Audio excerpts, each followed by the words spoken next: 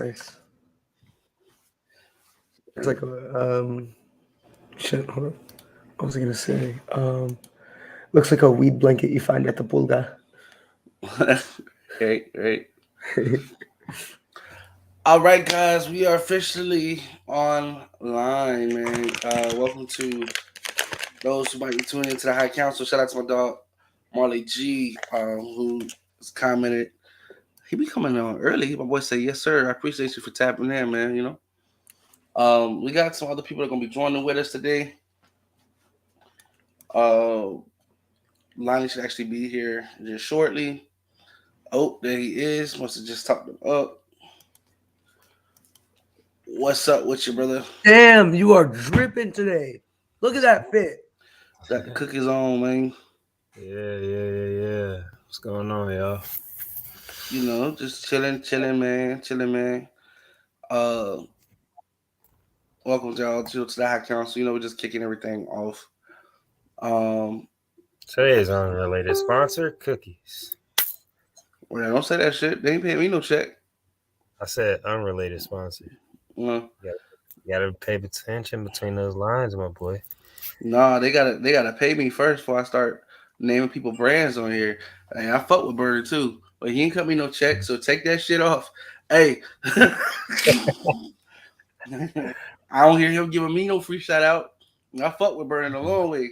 You know what I'm saying? But it's just business. Gotta get in his inbox or holler at his PR agent then. Hey, he could send me a bag. You know what I'm saying? And I ain't talking about no money either. He can send me a bag of cookies finest. We can split that shit, bust that shit down. We'll advertise them forever. You know what I'm saying? But until that happen, nah. I'm gonna go back later and edit this shit and bleep when you said that shit. You didn't pay I us. said unrelated sponsor. Beep, I said unrelated. beep, I said unrelated. beep, You're still late. beep. I don't, I don't give a damn. You were still late on. Whose side is you on? We try to get a check round here. That's why I said it was unrelated. Mm. Hey, it's unrelated, especially when it's unpaid. So we're not even gonna bring their ass up. You already give them free Unrelated means that they're advertisement. not really going. Unrelated means it's not really happening. Mm. It would have been different if I would have not had the word unrelated in there. It would have been different if you had a brand on your shirt. You already give them the whole free advertisement, the whole game, the whole episode. I ain't mad at you. All I'm I don't saying know. is, it I've is had. Black History Month, and they can get one of these Hey, black I'm business brown. owners Hey, well, shirts. You know what I'm saying? if it's You the know what I'm theme, it's saying? brown. Black people are brown, so the shirt brown. So Wow. This nigga can't be my lawyer. That shit make no difference. Ain't no judge gonna sign off on that because it got hacked. You know what? This guy. We only like we it's literally the same color as me and you right now. Like Peach. This nigga said it's Black History Month because the shirt brown, bruh. The actually, fuck? you said it was Black History Month. I That said it sounded played into the theme. that sounded racist even to me, man. Like, Listen, even Pete said that's racist. You know what I'm saying? What's up? What's up, yeah, man? Appreciate you Peach for probably tapping in, smoked. bro. Peach probably smoked a bong before he got on here, so Peach dude, ain't I've into I that. Of course he fucking I did. took That's 5 bowls before I got in this bitch. I've been smoking for the last 2 hours. look I what I'm. wouldn't doubt it. This is what I'm rocking today, man. This is what I'm rocking today. Yo, Now, he's last week still this rocking almost that. I killed me. finished 2 of those. I'm already out. I'm out of it. It's Well, gone. well, you also like 10 years younger than me, man. I ain't trying to keep up with your ass, man. I got a show to run. How the hell if I kill myself this week and be absent next week? Fuck. Fuck you, Peach, Oh, there was man. still shit in This there. nigga, he gonna I done finished 2 and yeah, I'm gonna tell you what you also did. This guy almost died a couple of days ago. Talk about you do it too. You do it too. No, bro. I'm on the side with the living. We trying to stay on this side, man. Yeah, Uh y'all. Yeah, pre- because you gotta understand. It's appreciate that you. age Oh, gap. you're That age gap mean a lot in a lot of things, and that's one of them. Because boy, if he do two, he liable not to even do another show. bro. Remember last week he got me talking about do a blinker. I almost blinked the fuck out on the show. Yeah, nah, we ain't doing that. Nah, he ain't doing. Nah, we good, bro. You're not gonna be that bad influence on me. Like everybody got that one friend that go to the extreme, right? that you know damn well you shouldn't be trying that shit. Well, Peach is my friend that he go to the extreme, and I'm the smart guy that know ain't no way in hell I'm supposed to be trying half of that shit he doing. You're not finna get me like that, bro. You're not finna do me like that. You know what I'm saying? Shout out to my dog Yerm. He said, "What's up, man? Good to see you pushing." Hey man, it's good to see you, brother. I appreciate you. Hey, y'all gotta check out my dog Yerm on all platforms, man. You know what I'm saying? I actually talked to bro because when we did the last podcast, we had his song as the intro. It was called Pressure, and it was that pressure. But speaking of pressure, my dog Lonnie got a song called Pressure coming out soon. And y'all sleeping on it. Y'all need to check them out, man. I'm telling you, I'm trying to get a release date on that thing. But they working out the schematics. As soon as he had that, you know what I'm saying? We're gonna put that out there for y'all for sure too. I ain't gonna believe who produced that motherfucker too though. I don't know, bro. Who produced that motherfucker? DJ Belly Goat. Put some respect to my name. I am DJ Belly Goat. You know what I'm saying? Yeah. Hey, so yeah, we can't wait for y'all to hear it, man. We definitely, you know what I'm saying. Them boys slid that shit. You know what I'm saying? I was just lucky enough to put the, you know what I'm saying, work on the beats, bro. But y'all, I can't wait till y'all hear it, y'all. It's definitely that flame. I really wish we were still in the same. I wish we was in the same state. Oh, facts. So you could be in the video. Hey, sponsor. That's I wish what we can make happen. Well, see, what we do is we holler at my dog Burner. You know what I'm saying? Get some of that cookie money. You know what I'm saying? We can come down there and you can shoot a commercial for cookies, and I can make an appearance in that one too. And then we can do a whole high council appearance in that motherfucker. Everybody can be puffing on some cookies in the video. I like that shirt though. Wait a minute. I like that fucking shirt, bro. What's up with that? He done changed the shirt. My dog, hey, that was slick. I ain't even see it. I need that shirt. I ain't even see that bit. Hey, shout out my dog Critical Visuals on the shirt, boy. God damn, I like that dog. Yeah. Remember when we was having the convo about like the glitter vinyl? Yeah. This was that shirt I told you I had got done with the gold glitter vinyl. So like so it's got the gold. It's got the gold. Yeah, all this is gold. So if I was like in the sunlight or something, can't miss it. You can't miss it. Oh, you know what? Speaking of can't miss, where I got something for y'all. I about to say, shoot, it ain't like you don't know nothing about it either though, because you got something that I'm gonna need too though. I'm gonna need one of them too though. So check this out. You feel me? I'm gonna need that to match this. You know what I'm saying? I need that to match this. I appreciate. I couldn't hear you. I had the headphones off, bro. I couldn't hear shit. I said, about the gold vinyl too, because you got something that I'm gonna need to match. Like I need that to match this. You know what I'm saying? Well, shoot, it ain't no thing but a chicken wing. You know what I'm saying? Shout out to the, we definitely pushing the merch. High Council merch coming soon. You know what I'm saying? But yeah, we gotta get the views up. For one, we need y'all to follow us. So I went ahead and made something easy for everybody. You know what I'm saying? If you look above. On top of the overlay up here, you'll see we got everybody's tags and names up on the new overlay. So this is our new overlay. You know what I'm saying? Hey, you need to change that Instagram one. That's my private one. Oh, that's your private? Oh, no stock go away? So, all right, what you want to put? Press Peach TV on that? Yeah, Press Peach TTV. I got you, bro. It will be changed next show for sure. You know what I'm saying? Appreciate it. No problem. I tried to surprise him. I should have checked it out for sure. I don't want to be giving out everything. You know what I'm saying? That's the one that got your dick on it. See. I be slanging my shit on there. I be slanging my shit on there. It's not. That's the one that you signed up for with the only fees. Yeah. Okay. My bad. Y'all hashtag look them up on all platforms. All of them. OnlyFans and everything. All of them. All the ones that's rated and X-rated. Facts. Yeah, unfortunately, Big Face can't be with us tonight, man. My dog, you know what I'm saying? He'll be on hopefully next week, or maybe he'll stop and make an appearance later. But we got some things to talk about, man. We have fun here. We try to have fun. We're gonna definitely talk about Where Jody at? Hey, I don't know. If Cuzzo watching us, we'll get him on. You know what I'm saying? I didn't reach out to him this week. Nothing wrong with it. Like it wasn't like I'm not gonna reach out to him. I've been busy and I didn't think to reach out to him until you just said that, to be honest. So if bro is watching, we'll get him a link. It ain't nothing. And guys, if you watching and you want to be on the show, you know what I'm saying? Y'all see we still got a box. So you know what I'm saying? Just make a little comment. I'll send you an invite. We'll get you in here. But you got to understand, this is on the North Face Network. So we're going to probably talk about a couple of things. You got to be open-minded. You know what I'm saying? And we're going to get in here. You know what I'm saying? They can go right there below me, right at ball level. Ball level. ball level. Say, Hey, right, I don't ball got no level. control over where they get placed in here, man.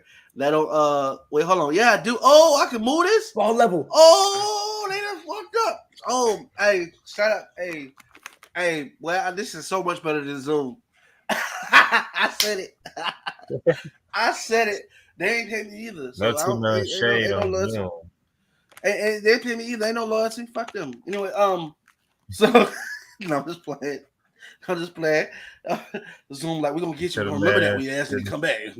Uh, but about to say, they gonna say, yeah. Remember that comment that you said on the other platform? Yeah. I'm gonna say I Yeah, stand. welcome back here. I'm a big. Hey, I'm a big nigga with strong ankles. I stand on it. What you mean? What you mean? I'm supposed to backtrack? Do I look like I run from anything? Only thing I'm running from is hunger. Hey, oh God, hey, you know, life is too short, man. You gotta have fun. You know what I'm saying? Got I- to. you Got gotta to. have fun, man.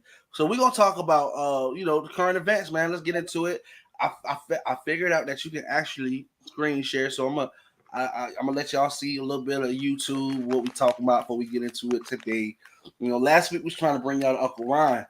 I was trying to let y'all hear it. You know what I'm saying? And it didn't work. So it's been a week. I'm sure y'all already know who Uncle Ryan is at this point. Hopefully you do. I haven't heard no more updates on that other than he done got his ass whooped. Somebody put him in the hospital. You know what I'm saying? So we don't know if it's publicity stunt just yet or if it's actual or factual, but that's the last update that I had on it. So we're gonna get on to the next subject, which is the Offset Jay Prince situation, man. Like, listen, took off about 2 months ago, 3 months ago. Unfortunately, you know what I'm saying. It was definitely not. It was definitely not a joyous event. It was unfortunate. You know what I'm saying? It was unprecedented. Nobody knew it was going to happen, apparently. But now the prosecutors in the cases are trying to say that, there's something fishy going on. Your boy DJ Pat, who was picked up on a murder, has now had expenses allotted so that he can get a private detective to take looks into the case. You know what I'm saying? To prove his innocence. So, but meanwhile, while all of that is going on, $1 million worth of game, the podcast with Gilly and Wallow that everybody know about, decided to have Jay Prince on the podcast, $1 million worth of game, and he gets up there and starts talking about how he talked to P from Quality Control and how they done basically smooth everything over and it's good.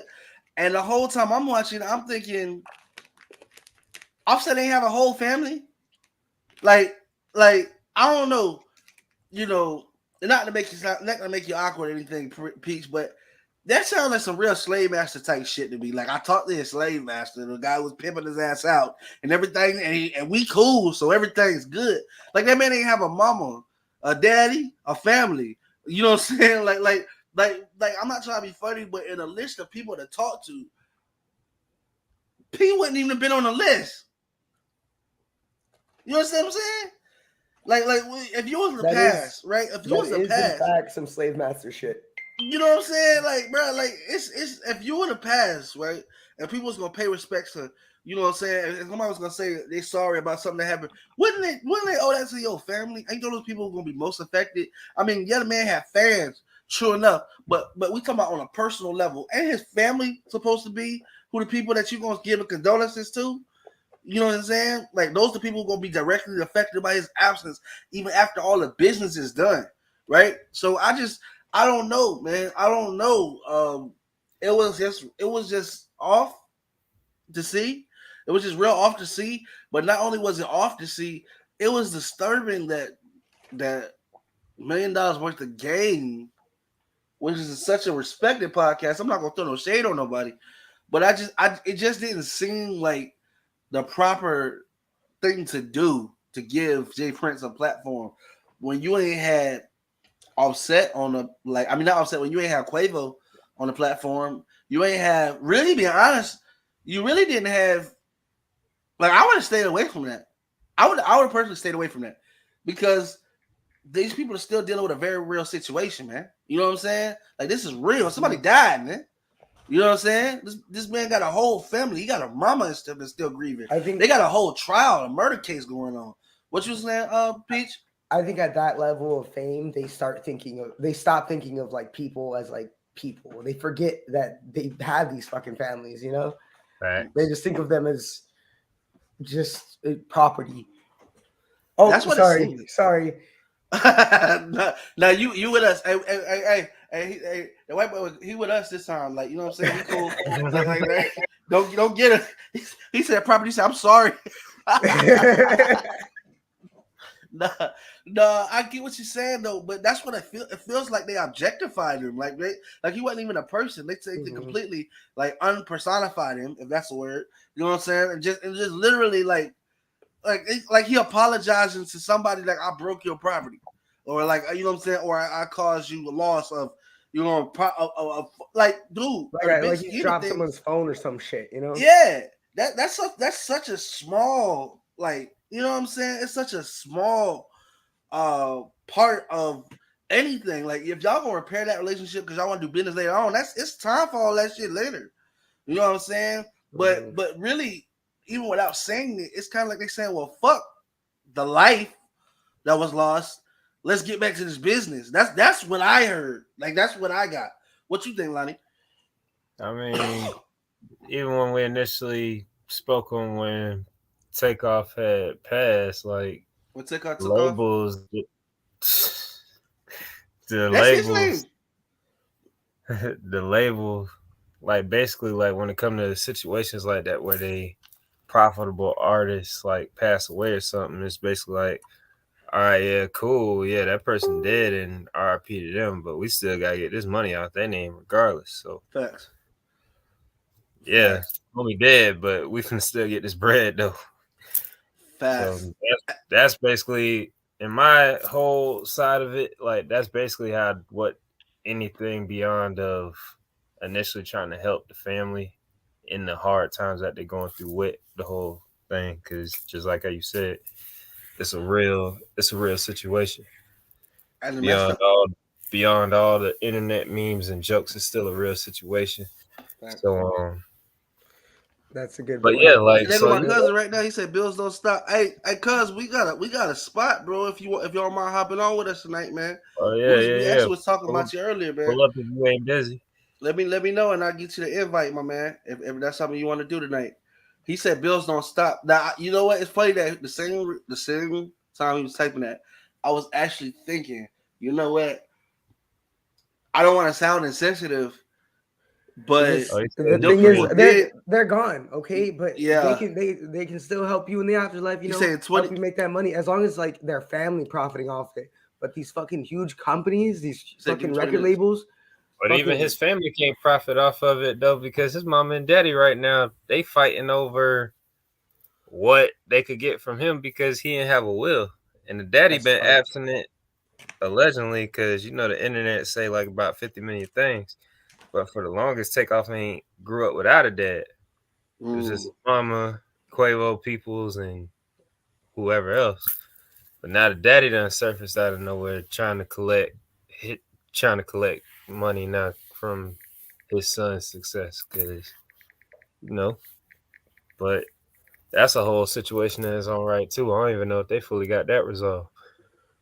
I mean, well, the thing is too. I think Cuzzo was saying give him 20 minutes, because I'm gonna go ahead and send you the link so you'll have it whenever if you want to pop in. But yeah, so the thing is,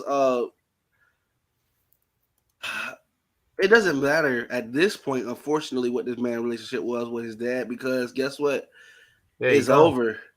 It don't have a chance of being rectified. Now, these people know, the people who are actually in the life, the daily life of who Takeoff was, they know the relationship with this man. You know what I'm saying? It's not gonna like disappear from them. They know. But let's be honest, the world only wants to know and care because right now he's a hot headline. But nobody even thought about Takeoff daddy when Takeoff was here. When how often do y'all think about it? When Takeoff was still alive, if he was rapping right now, would you give a damn who his daddy was or where he been? Because I didn't hear about his daddy until after he died. I mean, well, he ain't really, from what it seemed like in the music, he didn't really give a fuck about his daddy, because he was always giving praises to mama. See, So and that's coming from the man's actions. You know what I'm saying? So we don't have to assume nothing. You know what I'm saying? But same thing we said about the bills. Nigga funny talking about didn't know he had one. Facts, nobody even knew, right? But as soon as the man died, he can't speak for himself. I'm the baby pappy. You know what I'm saying? Like, bro, I think everybody saw that for what it was. And yeah, it's sad. It's sad that you gonna do that shit after like your son is still warm in the ground, right?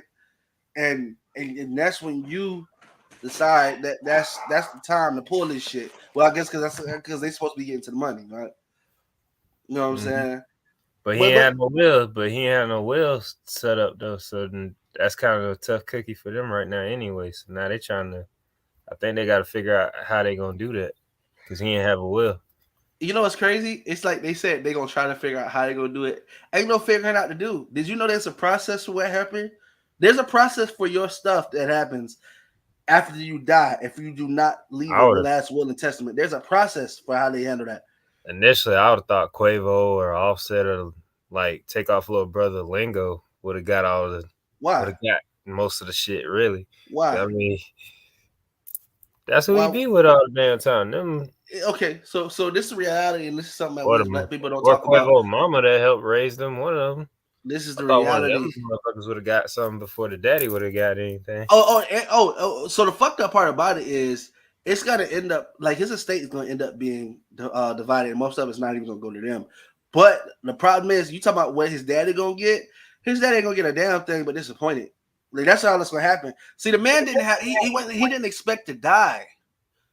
See, that's the problem. Okay, so here's the thing, and we all know of a living will and testament. We all know what it is. We all know what it is. The problem is everybody thinks they have time to create it, but death comes unexpected. You know what I'm saying? We got my dog in the house right here. What's up, Cuzzo? Hey, I'm hopping on like a quick bit because I really want to chime in on what y'all talk about, and I'm gonna hop on the laptop, right? Bet. So what Jay saying, right?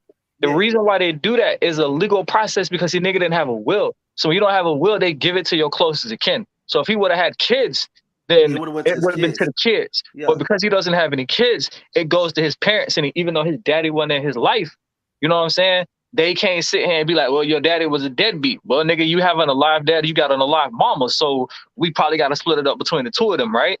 And that's what happens when you don't have a will. And you want to know the most fucked up part about this whole thing is that whatever cash assets that they can have, the government gonna tax their ass most likely. Yeah.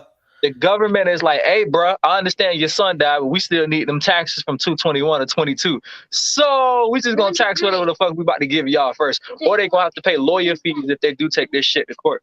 Well, here's the other thing that people aren't looking at. You know when people sign to a label, right? Inside that inside that paperwork that they signing their contracts to, a lot of times there's insurance. There's insurance in that packet. You know what I'm saying? That says the label is responsible for putting the insurance on their asset to cover any losses or damages based on certain criteria. Some of them being accidental death. So the label still might make out with more than the estate a takeoff. You understand what I'm saying?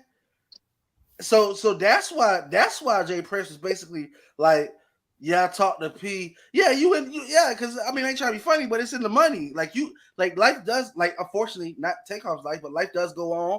And the bills, the companies that want that money for the lights being on for the studio, the promo companies that want their money for running campaigns, the tour people that was promised that, you know, the Migos was gonna come around, all the people that got, but they want their money. When people need their money, like, yeah, they feel bad for you too, but why they gotta be out? You know what I'm saying? Like that's the unfortunate part of death, right? But hey, at the end of the day, let's call it. Like, these are the same people gonna be like, oh, we sorry for your loss. We sorry for your loss. They're gonna show up at the funeral. But at the end of the day, they really want to know, hey, I got this bill left over from when bruh died. Like, who gonna take care of that? Yeah, that's fucked up, but that's the truth. Like, you know what I'm saying? That's the importance, bro. People keep telling everybody, all the young people, all the time, bro. Get you a will, bro. Because if anything happen to you, bro, you don't want motherfucking fighting over your stuff.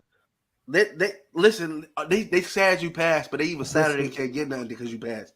Ain't that fucked up? Start writing my will, Matt. When I go, this is yours. All this is yours. Oh, is that? Oh, that's that. All right, bet. Hey, put that in stone right now, bro. Because listen, I don't want to have to swing on nobody. You know what I'm saying? At your. Hey, hopefully you'll be at my funeral and I won't be at yours. But if it comes down to that, you'll have some people joining you over my candy. So please put that shit in the. Wait, yeah. What kind of candy is it? Bro, that's that blow pot without the stick, bro. It ain't. Oh, it's up. Yeah. Yeah. No, it ain't up because they're mine. But you order those on Amazon.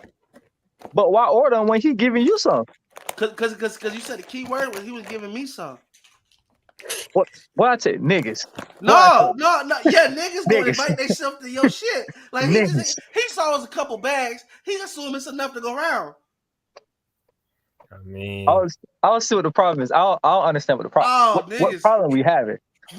We have a damn problem. I don't think we have a. Hey, Peach, I'll be over after the show, bro. See how niggas, this what happened right here. This happened right here. Gotta place another order. God damn, way. Anyway, yeah, man. So what brought us up about this is Jay Prince goes on $1 million worth of game with Wallow and with Gilly. Were they wrong for having them on? Did y'all see the interview? I seen like bits and parts of it, but first of all, we already know Gilly. Like, bro, when it comes to niggas who don't care, we like Boosie, Gilly, you know what I'm saying? Facts. Charleston White, you know them niggas gonna say what the fuck ever. So they gonna like say it for the views. Noriega, you know what I'm saying? He getting to that point where Joe Budden. Freaking Joe Budden been that nigga. I don't know what Joe Budden is. Like, I don't. Joe Budden been that I don't give a fuck type person. Like, I give Joe Budden. I say Joe Budden is non-biased. He gonna say it whatever. But when it came down to this Gilly and Wallow thing, I felt like there was a lot of ass kissing going on. It might be. I felt like there was a lot of ass kissing going on. I felt like they didn't ask the questions that people wanted to know, and I felt like he was in fear of this nigga instead of actually asking him what everybody want to know. Like, shit, everybody can't get Jay Prince on the phone. So if they're gonna bother to watch this shit, at least ask the nigga what what I'm saying, what everybody thinking. You know what I'm saying? It felt like he was kind of like in fear of the nigga, like he didn't want to like disrespect. What, he thought that the nigga was gonna have somebody outside waiting on him or something? Well, I mean, you do got mob ties all over. Man, fuck. Hey, I'm with Charleston White on that shit, man. Fuck mob ties. Listen, okay. Bruh. I say this. Be at your door neck. Man, all right. Listen, I'm not Billy Badass, but I'm not. You're not gonna walk over me either. So that is what it is. Jay Prince don't give a fuck about me. I'm not big enough for him to carry it. You know what I'm saying? But one thing I will say this: mob ties extorts people, bro. Like, let's kick it down. They got people paying for protection down there. And these supposed to be our people, right? Like, these supposed to be a black-owned business, right? They doing this shit to black entertainers, right? They doing this shit to black other people. Like, yeah. So yeah, fuck mob ties. I'm just being honest. Like, yeah, you know what I'm saying? They're not a security consultant company. You know what I'm saying? So yeah, I'm not even trying to hop on the Charleston White shit. I'm just being honest. Like, just call this shit for what it is. They're extorting people, bro. That's what it is. That's what they do. They have a name that they push pressure behind. They're supposed to bring shock and awe, like, because you affiliate with these people. But if that was the case, why did Takeoff's death happen at an event that was supposed to have been a mob ties event? That right there just shot your credibility with me anyway. So how am I supposed to be scared of somebody who can't even do what the fuck they said they're gonna do? Oh, I'm wrong for that? No, not really. I mean, like, I'm just being honest. I only saw, as far as the interview go, I only saw the little part where he kind of did like a little dry threat to Offset. Yeah, he basically was saying. I only saw that part because I didn't even know they even interviewed Prince about the scenario until I seen something about Offset going off saying what you saw him get ready to show. Yeah, like how you gonna try to speak on me and my brother relationship. Y'all niggas basically turned police. The initial family ain't came out and said nothing. I kind of agree with. So here's my thing, because I don't know neither one of these niggas. None of them pay me, and he never so much stabbed my hand and shook me up. So I don't care. I don't have any invested interest in saying that one side is wrong. I'm just calling it how I see it. Right? We all agree, right? I feel like Offset was right about what he said about J Prince. He's like, bro, how you gonna speak on me and my brother? Like, okay, so at the end of the day, right? Let's at the end of the day. We all know the Migos were uncles and cousins, right? Yeah. That's before the Migos brand goes to the world. These niggas is real cousins and uncles. Yeah. Okay.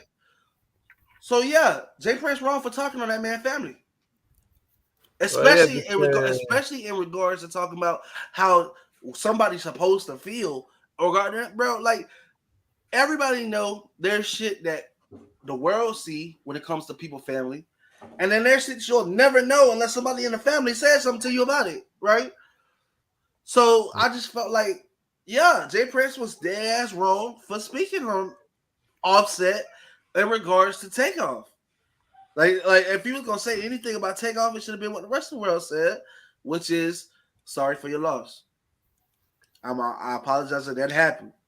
You know what I'm saying? And let the shit be what it is. Huh? I already knew he was getting out of pocket when he said Offset wasn't there when Takeoff died or whatever type shit. It's why say that when we already know that? It's like, bro, you already know what them niggas had going on before that whole incident. Like, facts. Just before that, them niggas was literally just like going back and forth with that whole sweetie situation. Like, come on, man. And we all gonna speculate what happened with that. I mean, you know what I'm saying? We all do, because that's just us. We first of all, you know what I'm saying?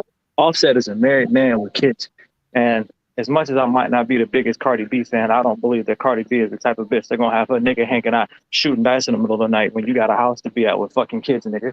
Bring your duck ass home. That's why that nigga wasn't the fuck outside. And Offset, the rest of them niggas should be like that. As much as I don't care for like Cardi B too much, you know what I'm saying? But it's like she has set a standard of like, hey, I'm keeping my nigga in the house, and this is the fucking reason why.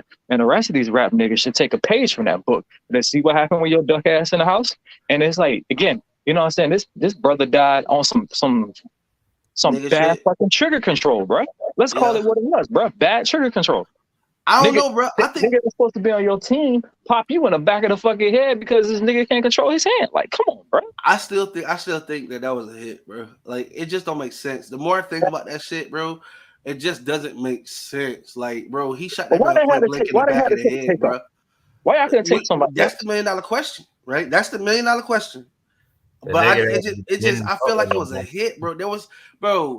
It just doesn't make sense for that, like, for him to get hit accidentally point blank in the back of the head. Like, come on, bro. Like, that ain't, bro. Like, it don't sit right.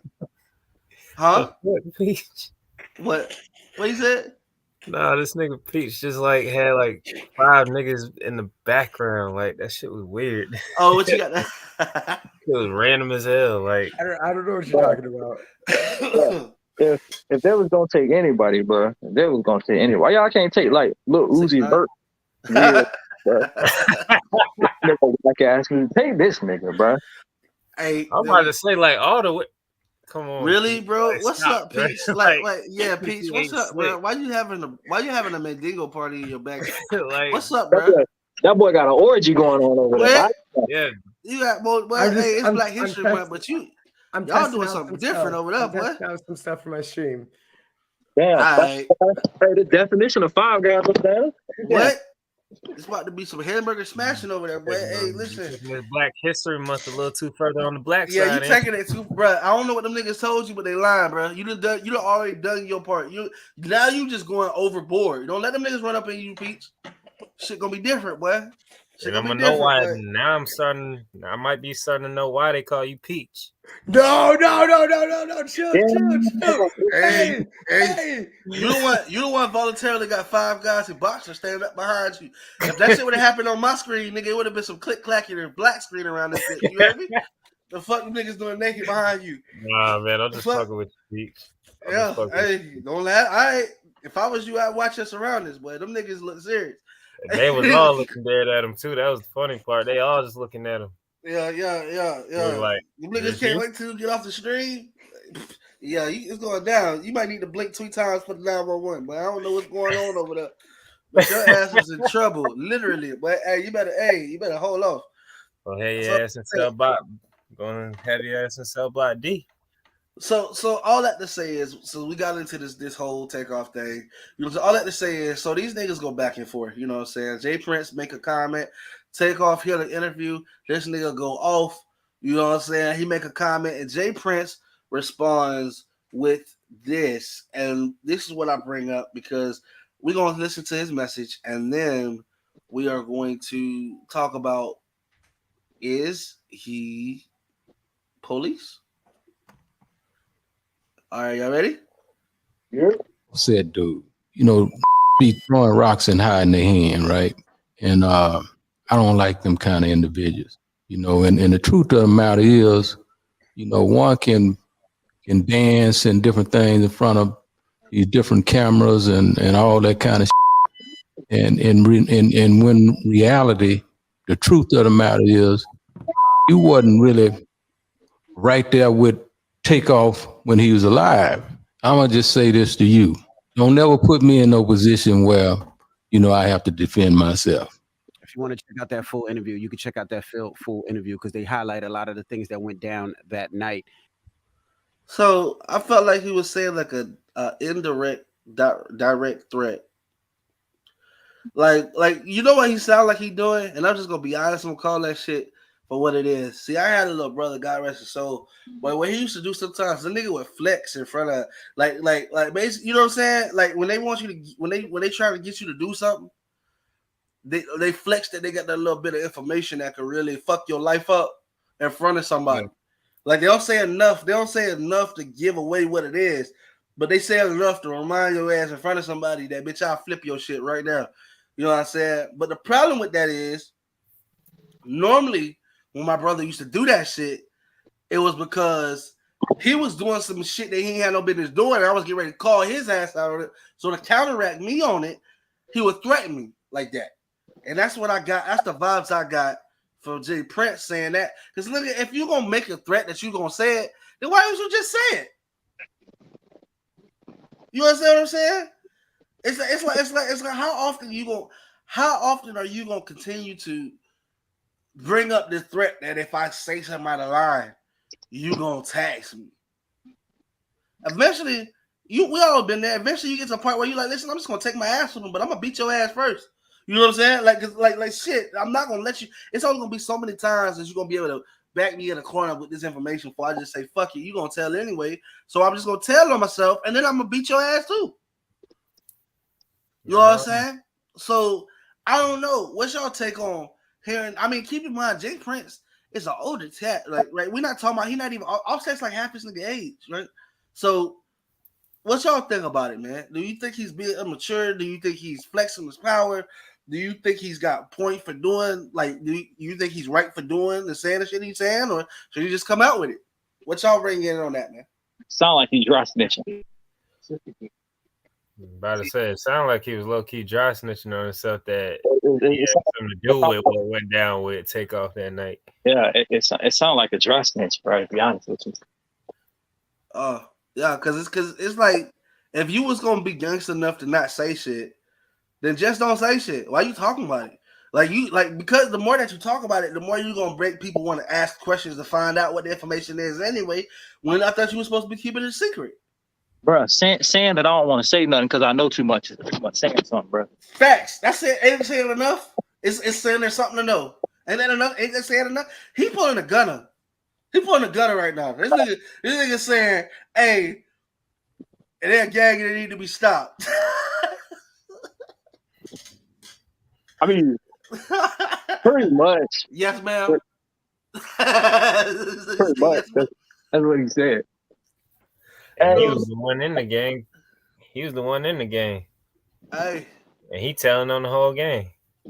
Hey, did y'all hear the one about where he actually is where Jay Prince is actually telling Offset that when I guess he was beefing with Sauce Walker, y'all know what I'm talking about?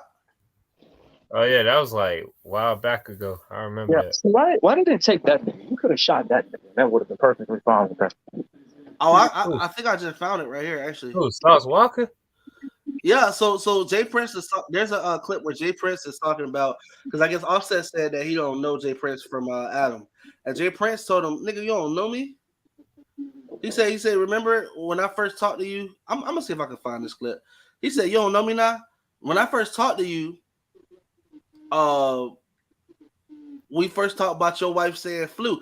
Y'all, I know what he's talking about. Do y'all remember when Cardi B said she don't wear flu because she a brim? Y'all know that, right? Cardi B is a blood. This is well-known information. She, you know what I'm saying? There's different sets. She a brim. You know what I'm saying?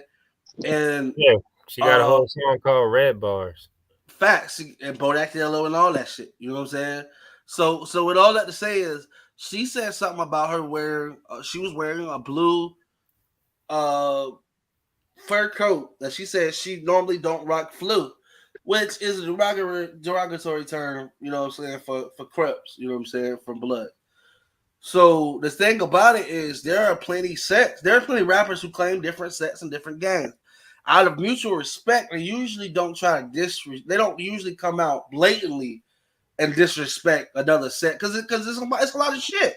You know what I'm saying? Now there's some artists out there who just make hardcore gang music and all their music, you know, about they set and yeah, they use slurs and all that, but they known for that. But Cardi B at the time was not somebody who was known for this. So when she made this public announcement, I believe it was on Twitter, saying she don't usually rock flu, it pissed some people off, especially Crip rappers, because they understood what was going on. You know what I'm saying? That's just a whole scenario in its own right. Because I mean, she knew what she was doing when she knew exactly what she was doing when she said what she said. Come on now, you know, predominantly like half the game is like a bunch of Crip rappers. You got Davies, you got Nipsey Hussle, you got motherfucking Gunna. Well, yeah, Gunna, Rondo, Snoop Dogg, all them niggas. You got all these niggas from young to old of repping blue and all that. So she knew what she was doing. Well, see, she did on a publicized platform too. So here's the thing: I don't disagree with you. I believe she knew exactly what she was doing. She just didn't know it was going to have the backlash she was going to have. Maybe she didn't understand how big of a celebrity she was, on what level, or maybe she didn't understand that just because other people ain't fucking with you ain't because they can't. They just got a mutual respect. You know what I'm saying? And so Jay Prince brought it up and said, "Hey, you know, around this time when y'all was going through some shit, I flew in to see you. You say you don't know me, but motherfucker, you knew me then." You know what I'm saying? And then he brings up the fact, he said, remember when you and Sauce Walker was beefing and you got your ass whooped in Atlanta? He says this on the audio. He didn't say, remember when them niggas jumped you? He didn't say, remember when you got into it with them niggas? He said, when you got your ass whooped in Atlanta is what he said. You know what I'm saying? So my thing is this. What's really the whole purpose of this going back and forth? What's the whole purpose? Like what do they stand to gain from it other than numbers? Because yeah, they got attention, and Jay Prince is getting publicity. He needs some kind of publicity that's different from the fact that they was around when Takeoff got killed. But is this the way to do it? And do y'all think that it's being beneficial to either side, or is this just a bunch of niggas getting ready to put each other in jail? Because that's essentially essentially they just doing a lot of police ass shit. It's just the situation ain't gonna get no better because all this back and forth, somebody gonna end up pulling up on somebody. Somebody gonna end up eventually saying that one statement that's gonna be like, you know what, I'm tired of doing all this talking. So I don't know. They just going back and forth for no reason when they could just really these niggas act like they can't just pull up on each other just handle that shit. What they gonna handle? You think Offset and Jay Prince gonna fight? Or you think they gonna pull up and shoot at each other? Yeah, no, them niggas gonna both come with their little perspective clicks and try to jump niggas. See, Jay Prince old enough that if he was to show up anywhere, he's stupid. You know what I'm saying? Because this man is a head of an organization. Antagonizing the whole situation anyway. He looked dumb anyway. Off jump. I feel like he's got this reputation that he's got to maintain to be the first of all, I didn't even know that he existed till like a couple months ago. Like she be figuring me out, but hold on. I got these reputations to uphold. I'm like, nigga, I didn't even know you fucking existed. I still have no idea who Jay Prince is. So okay, real quick. Rap-A-Lot Mafia has a history in hip hop. Now, I'm not saying that it's a huge history, but I will say this: people out of Texas and Houston specifically, it's very rooted in their cause because Rap-A-Lot has been around. They have been around. They've seen some things.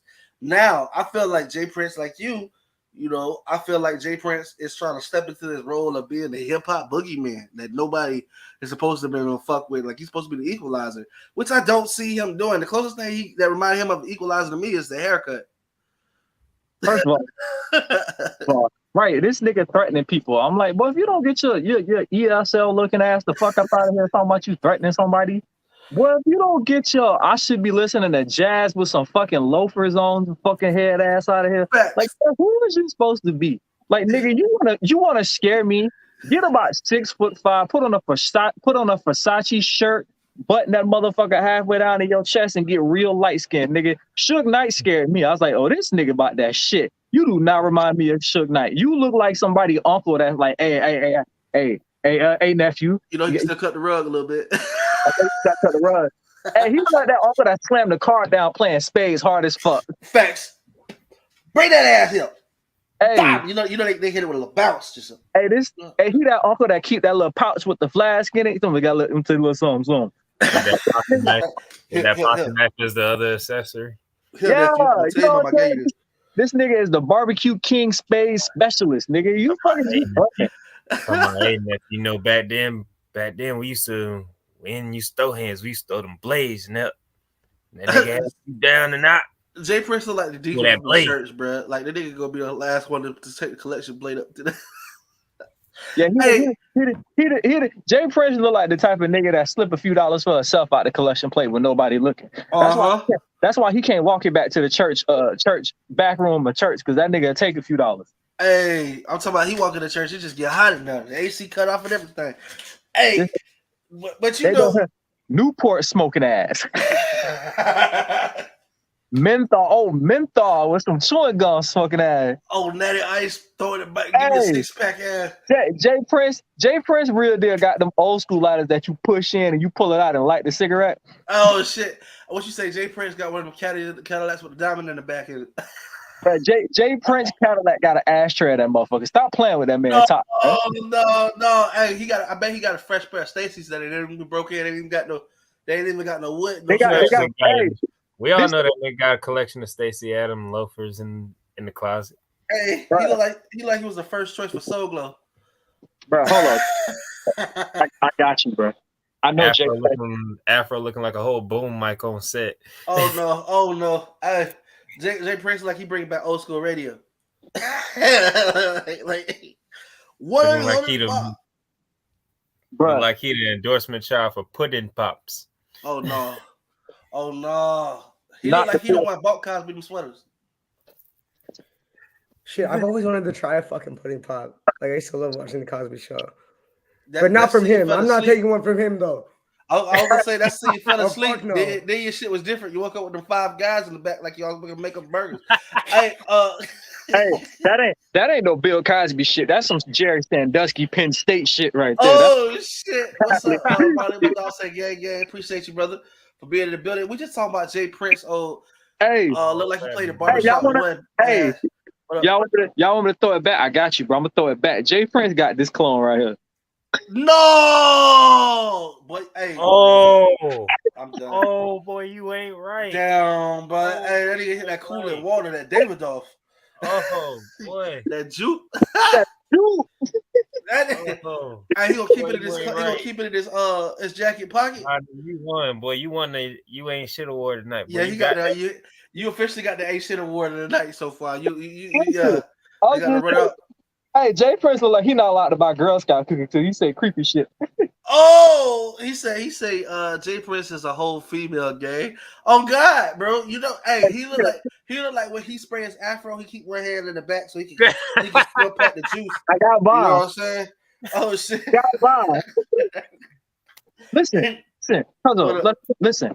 I want to talk a little bit, right? I ain't trying to take over the show. I just want to get some. Do it, man. We just be hanging out. Podcast, right? Listen. I'm so sick of these fucking Girl Scouts, bro. So I walk outside. I'm saying, look, let me hit you a little schedule, right? Hear me out. Sunday is my grocery shopping day. You know what I'm saying? Every Sunday morning, I go grocery shopping. You know what I'm saying? Make my list. You know what I'm saying? Try to get my items. I try to use my few little coupons. You know what I'm saying? Trying to be an adult and shit. You know what I'm saying? Trying to do my adult thing, right? So walk out the fucking store, right?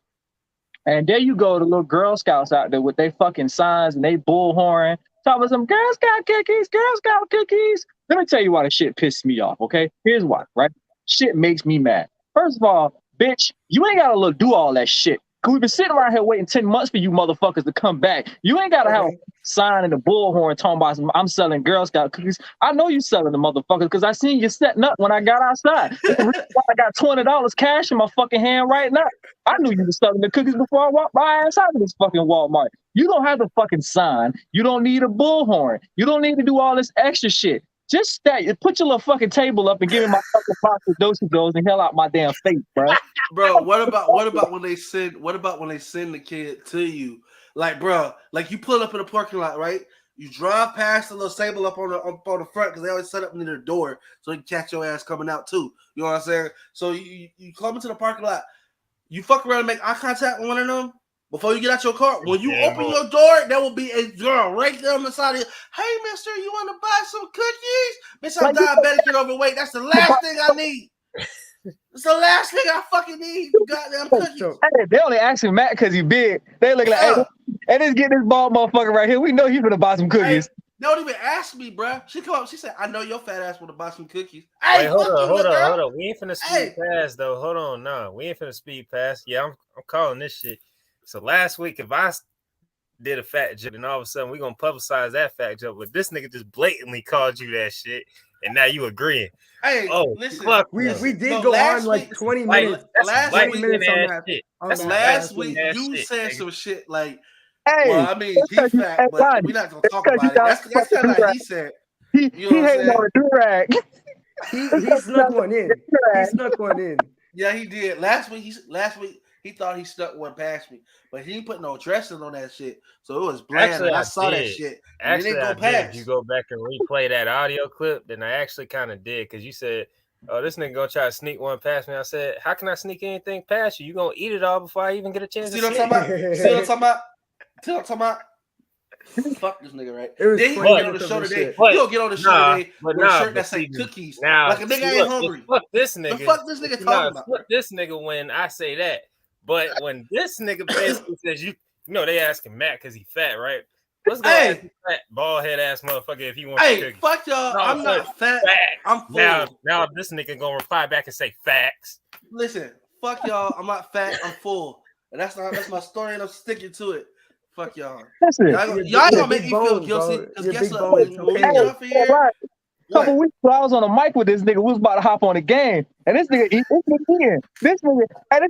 his girl was like, "Yeah, I got you. This, that, and the third." I like, I stay here for this motherfucker for the rest of the night. Hey, he started talking about this shit. I think they went and got tacos, bro. Yep, got tacos Tuesday. They talking about like tacos and fajita and shit. I said, this nigga done listed off so much fucking food, bitch. I got the items. I ain't gonna see this for the rest of the night. This motherfucker text me like 11:30, like, my bad, bro. I fell asleep. I said, bitch, you too. Shit. all that food y'all said y'all had, bitch, I was asleep too. Hey, listen, while y'all playing, hell yeah, them street tacos. My girl found a place on Tuesdays where you can get street tacos 50% off. Nigga, I be having like 60 tacos in my house, bro. I don't eat 60 tacos. And you don't bring me. It was only $30. You don't bring me any fucking tacos. It was 30. Hey, listen, my sister-in-law stay around the corner, bro. She said her and the kids around here to get some tacos. They still be like 60 I be sharing my candy with Matt. He don't bring me no tacos. Hey, stop waving the candy, man. Look at every time you wave the candy. Look at Mike's face. This nigga don't even care about the show no more. Look, every time you wave, this nigga say, I gotta figure out how to get over there. I'm gonna start juggling these hoes. Hold up. Hey, don't juggle them. Put them bitches down, man. Hey, God damn. You know what I'm saying? Hey, you finna put on my other phone to get the Expedia right now. I got points. He said, and I got points. Listen, you know what? Y'all ain't even ready. Listen. I don't give a fuck. I have gotten to that point in my life where I am considerably old. Because every time I travel, I use my fucking Capital One card because I want the fucking points. I don't give a shit what else we do. I'm getting these fucking points every single time, bro. I'm getting these points because I'm using these bitches. And people think it's shit sweet.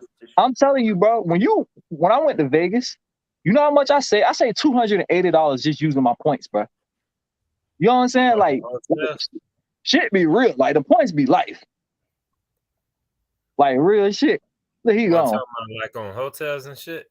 Yeah, like, if you get a Capital One card, depending on which one you get, they give you, like, points. Like, you get a certain amount of points when you use it. And it's, like, cash back. And you can use it on, like, hotels, rental cars, flights, and shit. Lying. That's what I got, the Capital One Spark card, my business. Where them points, but I ain't never seen so much cash back in my life. Like, you be thinking, bro, oh my God. Like, hey, use them discounts. Well, you figure out how to live when you use them coupons. The bitches come in. Well, I swear for God, that people, I don't understand how you don't leave your city. With all the programs and shit they have for like credit cards and shit, they make it like you gotta damn don't want to stay in your city. Bro, they got airlines that connected with those cards, bro. Like with Capital One, I think it's Delta. Yeah. Like if you get Delta flights, you get like 5% back on cash. So basically, what they do is if your ticket like $300 and you use your Capital One card, your ticket be like $240 now. Facts. And you get the points. Just because you use your Capital One card because they got connected points with it.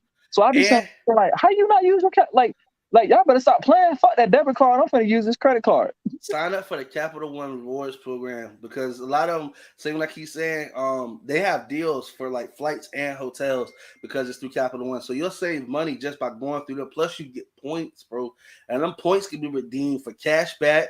Like they're not gonna give you cash, but what they'll do is they'll come off your balance. It'll come off your balance for your statement on your credit card. So it's basically like they gave you money. You just Amazon. Yeah, you can order shit like my homeboy got one, right? Where he do like the Walmart grocery shopping thing. Yeah. You can use your points on that. Like when you get your bill, you use your Capital One card, and it'll take money off your shit. Like if you got like $70-something, you can use that $70 when you Walmart like the the store grocery shopping thing. When they bring the shit to your car, and I was like, listen, y'all better start reading these fine prints on this shit. Listen, y'all, I ain't gonna give y'all my credit score, but I will tell you this: apply for it because you can't do no wrong. I think all you need is a minimum of maybe 640, and you'll get approved. That's without a deposit. So like, hey, and I know you can get one secured. They got a Capital One secured card too. You still get the rewards. If you got shit at credit, I got my first credit card, bro, from Capital One, like 6 years ago, bro. My credit limit was $300. Yeah. That shit and it go up every like 6-7 months with good that shit up to like $7,000 now. Yeah. All you gotta do is like just take care of it. They'll take care of you, man. Capital One the way to go. For real. Telling you. But I got something I do definitely want to talk about. For one, Dancing just said he on his way home, so he might hop on. If that's something to do, he do. If not, then we got next time. But something I did want to talk about. Something I did want to talk about is it came to my attention. Real quick to the comments. Marley G said, "I'd rather them sell cookies than actual cookies."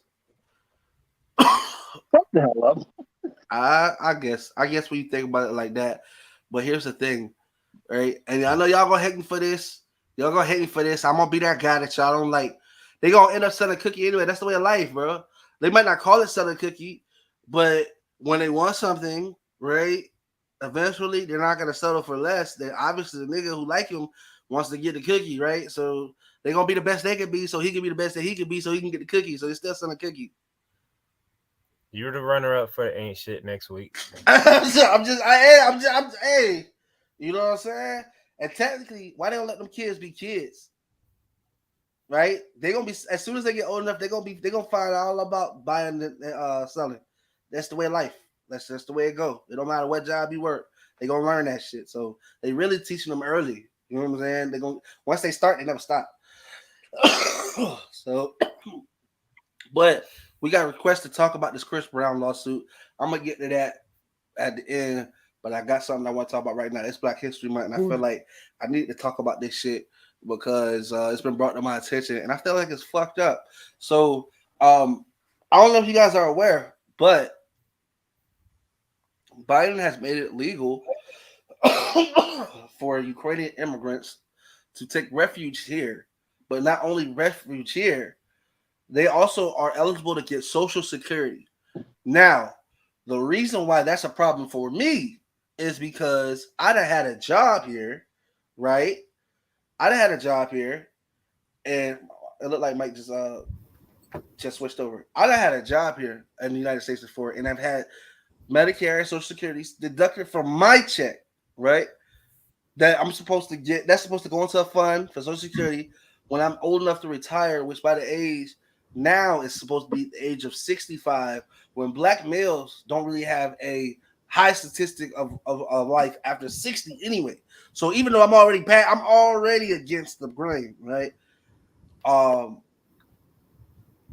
Now he has made it legal for these immigrants to be able to come here and receive Social Security while they're deporting Haitian immigrants.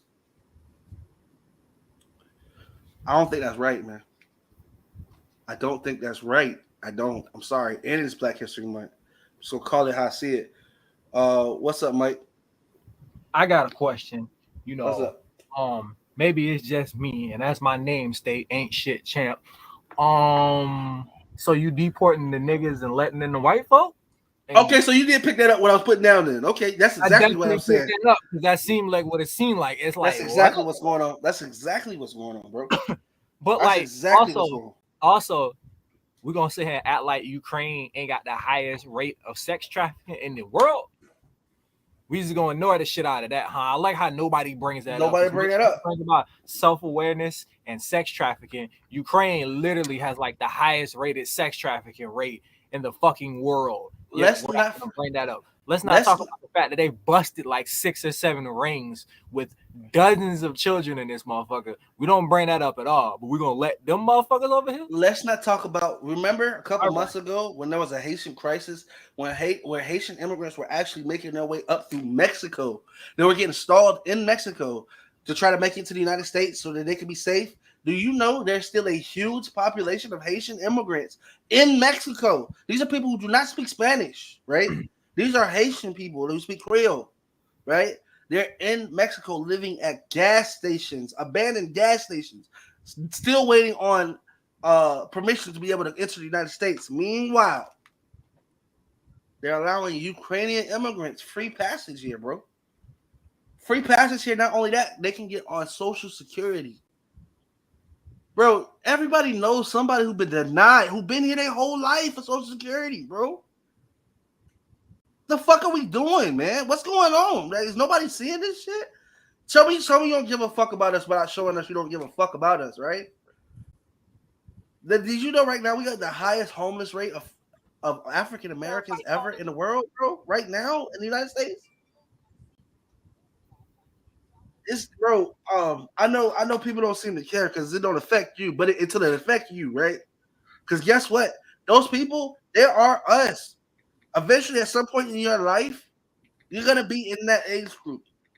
You know what I'm saying? You're gonna be in that focus group. You're gonna be one of the people who maybe need somebody else to say something because your voice just ain't enough. When people don't give a fuck. You understand what I'm saying? This shit is not right. And right here in February, they gave us the shortest month of the year, bro. Sometimes it's 28, sometimes it's 29. Right? Never 30. The shortest month of the year to celebrate history that built this country. I'm not trying to listen. I'm not against white people or nothing like that. What I'm saying is there's a lot of shit that people understand is not right, bro. I don't celebrate Black History Month because my history, like the shirt says, I am black 24/7, 365, bro. I don't get to chop this shit up. The police don't stop at March 1st and be like, oh, we're gonna let you live because Black History Month's over. That's not how it go, bro. It's an insult to say Black History Month. My history is year round. You know what I'm saying? Like this shit, where some of the best inventions came from us, man. The world copies us. You know what I'm saying? So, like, yo, we got to do better. Everybody wants the world to go on, and that's great. I want the world to go on, but to act like, man, we only deserve 28 years to acknowledge everything that we done been through, dog, is fucking nuts. And here's the thing: before y'all say, "Damn, he harping on this shit," right? I ain't never heard nobody harp about European history ever. About why it's everywhere we turn, even though some of it is blatant lies, like Christopher Columbus discovering a country that's already fucking here. Like, you know what I'm saying? Like, dude, come on, man. Let's stop repeating lies, man, and teach people who we are. They gotta know first, though. A lot of people don't know, so they gotta know it first before they even teach it. But we gotta also search, because it's not that they hiding. Like, listen, it's crazy. They say if you ever want to hide anything, you put it in a book, right? I'm just being honest, right? I'm not saying that white people aren't holding Black people under a rock. I'm not saying that. We have to have invested interest to know who we are too, and the knowledge is out there. I'm not talking about reading what they teach you in school. And I'll be honest with you, that everybody and their mama who came through school know that shit they give you in school is busy work. The teacher give a fuck if you know that shit or not. How much shit have they taught us that we've never used? I say all the time, when have you ever used Pythagorean theorem ever in your life? When that's that shit, not even the answer to a fucking Jeopardy question. When have you ever used that shit in your life? There's other shit that you could know that would be of importance, like who you are. The greatness of who you come from. You know what I'm saying? That shit can help make you who you are. That shit that you can learn and use for life. Change the narrative. They don't teach you that, though. They rather teach you how sometimes whatever the fuck you'll never use ever will ever matter to anything. And by the way, the people who usually buck that shit when they're young, if you go look at people who are known to be millionaires or creative geniuses and things like that, go look and see how they were in school, and it'll surprise you. Most of the motherfuckers was not straight A students. Some of them couldn't even get a C to say their life. If you judge a fish on its ability to walk, it'll always be stupid. But if you judge a fish on its ability to swim upstream, it's a fucking genius, ain't it? I mean, most of the shit in school is right. It's busy work and it's repetitive, right? Like shit, I think they need to be teaching in school is like coping skills. Facts. You know, rejection and handling rejection. How to do your fucking taxes. Facts. Credit literacy. Huge. Yeah. Why we don't find out, especially financial literacy. Why especially Black people, we don't find that shit out. We found out the most about credit after we done fucked it up at the gate. Listen, I'm not saying it's everybody, but let's be honest. The majority of people all they know is they can't wait till they're 18 so they can get a brand new phone they want or their car they want. They don't understand about credit, interest, down payment, how a bank loan works. How if you fuck around and can't pay your car note twice, you gonna look outside and won't be out there like that. You know what I'm saying? They don't teach a lot of that shit, and it's not. I'm not gonna say it's their fault because it's not, but I will say this: how you're gonna know what you don't know until you know you don't know it. Because the situation is different. Hear me out. As Black people, right? Most of our parents were taught to survive. So when they're raising us, they're teaching us how to survive. People with money get an opportunity to learn and thrive. So the problem is we were taught to survive. We didn't start thriving until we got older and realized we wanted better. You know what I'm saying? When we growing up, we taught graduate high school, get a job, make enough money to get you a car and your own place. And you made it. You know what I'm saying? That's what we taught. That's what we all taught. But like other people with money, I'm not gonna say white people, but people with money, because it's not even a color thing. It's a classism thing. Yep. It's a financial thing. People, you know what I'm saying, make it, you know, making 100, 200, 300K a year. They're teaching their kids to thrive. You know what I'm saying? Getting out of your mom and daddy house is and the crazy part about it is, right? What's so fucked up is, have you ever heard rich people talk about their kids need to go when they turn 18? No. Rich people be like, you stay, figure this shit out. You know what I'm saying? I had one girl that I used to be cool with at work. Well, I'm still cool with her. That's my dog, right? She straight up told me, like, bro, she didn't move out till she was like 28. Yeah. She said her parents never was like, we want you to stay. Facts. Her dad was like, you can move out of your room, move into the pool house, stay for free. We want you to stack cash. We want you to go to college, pay off college, stack cash, get a real fucking job before you move out. Facts. And she said straight up, she was like, bro, when I finally moved out, I was 28, making almost $30 a fucking hour. Yep. Right? And they don't have to worry about her. She can you don't have to worry about her because she's set.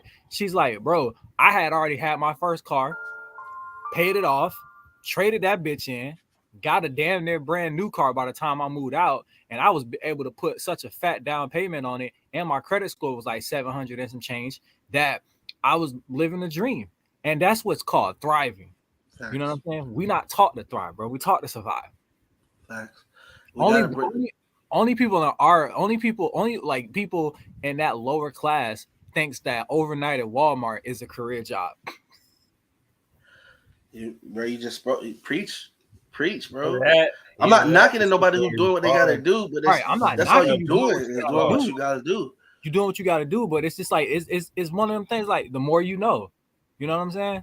The more you know, and so therefore we all kind of got to a point where we all kind of doing our own thing. I do side jobs. Matt's doing, the radio station and the podcast and all these deals and shit with Lonnie, and y'all all trying to do y'all own thing. You know what I'm saying? Trying to get that income that comes to you even when you're not doing shit, which is the goal.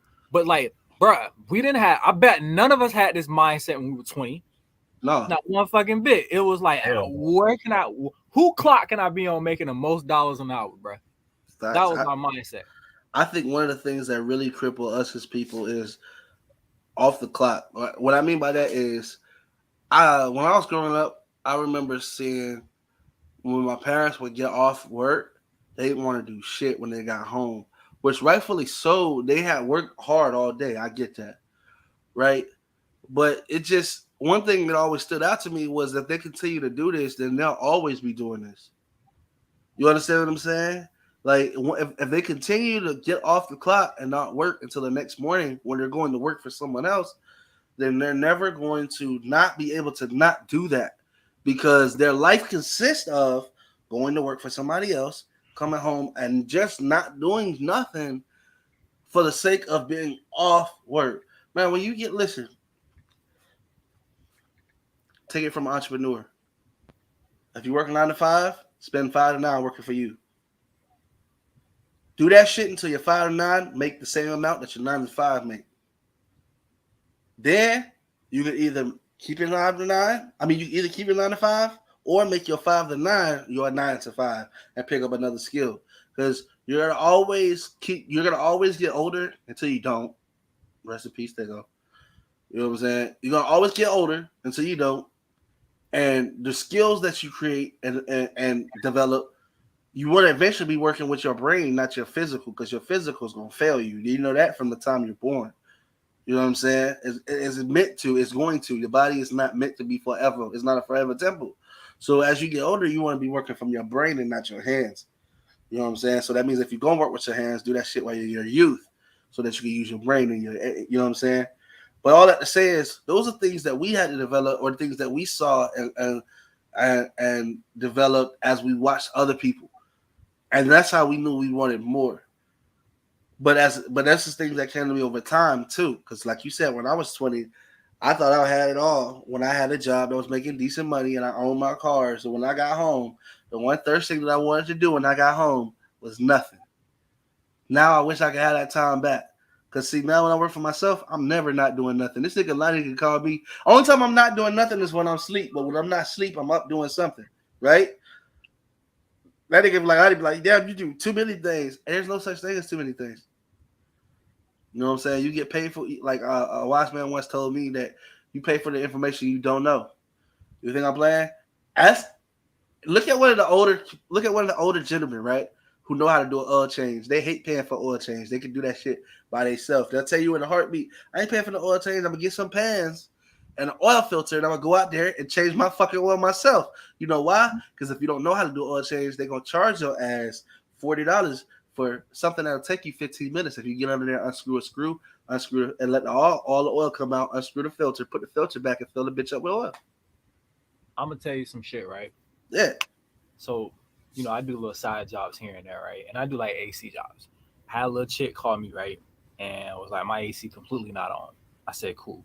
I said, I just want you to know right now it's gonna be $100 if I come out tonight. She was like, nah, it's hot. I need you to come out.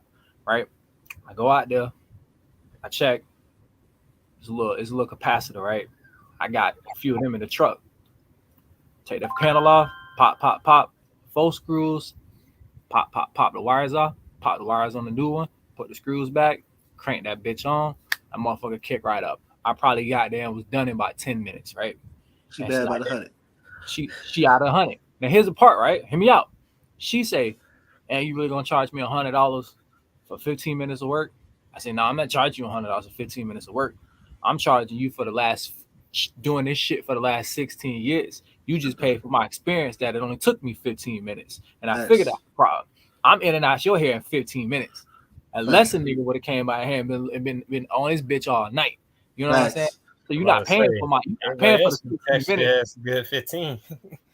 Yeah, you're not paying for the 15, my nigga. You paying for the experience that it only took me 15 minutes, and I ain't in your motherfucking face. That's what you're paying for. And I think that's what a lot of people don't understand, right? And you know what? I'm glad you brought up entrepreneurship, right? Because when I come back off my season, one of my topics is going to be, right, like entrepreneurship versus 9 to 5, right? Because I actually want to talk about this because I was listening to this one dude, and he said some interesting shit. And he was a black dude, right? He's like, as a black man, I'm tired of our people trying to be entrepreneurs. Not every one of us is built to be entrepreneurs. But, well, yeah, it's definitely a mindset. It's definitely a mindset, and you gotta have a plan. It's a mindset. He was like, not everybody's meant to be an entrepreneur. He was like, stop letting social media trick y'all into thinking you finna quit your job. Like, bro, if you out here working a 9 to 5 job and you making more than enough to provide for your family and you happy with your 9 to 5 job, he was like, bro, stay on your 9 to 5 job. Don't quit your 9 to 5 job trying to work for yourself. He was like, you know what happens when you work for yourself? You accountable for everything. He was like, and he brought a point. He was like, you know how much money? He was like, you know how much money I made last year? He rich as fuck too. He's some black dude, right? He's like, I made $30 million, right? Because I'm an investor in Coca-Cola. I made $30 million. You know how much the CEO of Coca-Cola made last year? With everything, he made like 50 mil. Now, how is the owner of Coca-Cola making 20 million less than I did, and I'm just a fucking investor? He's like, I get money with no risk. He told us, we so busy trying to own everything. He told us, nah, bro, just be a financial partner in some shit. You can make just as much or even more money and shit than some of these owners. I would say this because I'm an entrepreneur telling you an entrepreneur. Like, I'm not gonna tell you or sell you a dream and say, hey, jump out here and quit your job. Bro, I'm gonna tell you something. My deepest cries, insecurities, losses, they carry with this shit. See, the thing is, there's no turn off on this, and nothing is a waste of time until you quit it. Which means that there's gonna be some days where it's lower and low, where people don't. And that's another thing too. You don't even want to talk about support, right? So here's the thing. Because I need y'all to understand this shit before y'all decide this is your cup of tea. That's another word right there. Niggas will know that you do something, but support everybody else because it's you. Just because it's you. Now, I'm not saying that they're supposed to support, because here's the thing too. They're not supposed to support you just because it's you doing something. And you got to understand that too, right? Because at some point you're going to feel like it's everybody doing it, because at some point it's gonna feel like everybody's supporting everybody else, but they're not supporting you because it's you. But that's not what's going on. They're not supporting you because you ain't been doing it long enough. That's the reality. Or maybe they're not supporting you enough because your work ain't quality. These are reality checks that as an entrepreneur, if you don't check these things, then your business will suffer. You might have an idea, but it doesn't serve a market. You don't have a market. You don't know how to properly reach your market. So the thing about entrepreneurship is there's a lot of risk, but there are a lot of rewards. Perfect example. When you go to a job, right, and you work a job, I'm not knocking nobody, but when you work a job, you get a check, you got a guaranteed wage. See, a worker works for a wage. An entrepreneur's job is to create money. There's a difference. There's two different things. An entrepreneur has to think about where is this money going to come from? That's constantly on the mind of an entrepreneur. Because see, if we don't generate money, nothing happens. Because everything takes money. But see, a worker, as long as you do your work, you are guaranteed a wage. And you can plan on that. Other things too, the difference between an entrepreneur and a worker gets a cut. As an entrepreneur, I want to be the one to write the check. I don't want to get a check. I want to write the check. I want the big check. I want the $35,000 check that I pay you maybe $600, $700 out of. That means I'm doing more work because I've got to organize things. I've got to make sure that you're doing what you're supposed to do. Oh, but let's not think about it like this. I also take 100% of the risk, meaning that even if you say you're going to do something, if you don't do it as it's expected to do, it's not your fault. It's my fault because I'm the one hired for the job. So there's like anything, there's risk and reward in whatever you're going to do. But I'll tell you from front, this entrepreneur shit is not for the weak at heart. I'm not want to sell you a dream and say, this is the way to go. Oh, you want to be rich? You don't want to work for somebody? Then start your own business. That's not how it goes. Because there's a reel on Instagram right now that says, I quit my 9 to 5 because I didn't want to be working all the time. So I started my own business. Now I'm working all the time. And that's real. When you're your own brand and you're your own business, if you don't do it, it don't get done. You understand what I'm saying? If I'm not branding, I'm saying right here on the show with my hat on. It's hot as fuck in my house. But it's important to brand myself. It's important that y'all see this icon anytime you see me. Because my brand is what pays me. My brand is my business. You know what I'm saying? My shirt that I'm sitting here with, I printed. You know what I'm saying? Same thing with my dog Lonnie, sitting here with his brand on. And he'll tell you, there's days and times where sometimes it be weeks, it be days, weeks, man, where shit just don't come through the door. You know what I'm saying? They don't. There's times where you're questioning, like, am I doing what I'm supposed to be doing? Right? Yeah. But the thing is, right, and this is the way I look at it. Somebody once told me, listen, you're gonna spend 10 years working one way or another. That's a guarantee. You're gonna spend 10 years working.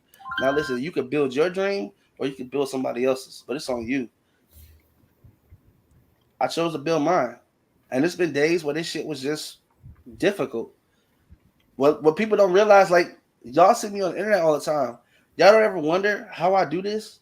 Y'all don't ever wonder, like, when I have time to work? Nigga, I DoorDash, Favor, doing some other shit called Spark sometime if I got to, all while still making sure that this shit gets done. I created a new overlay today, the one that you guys see on the background.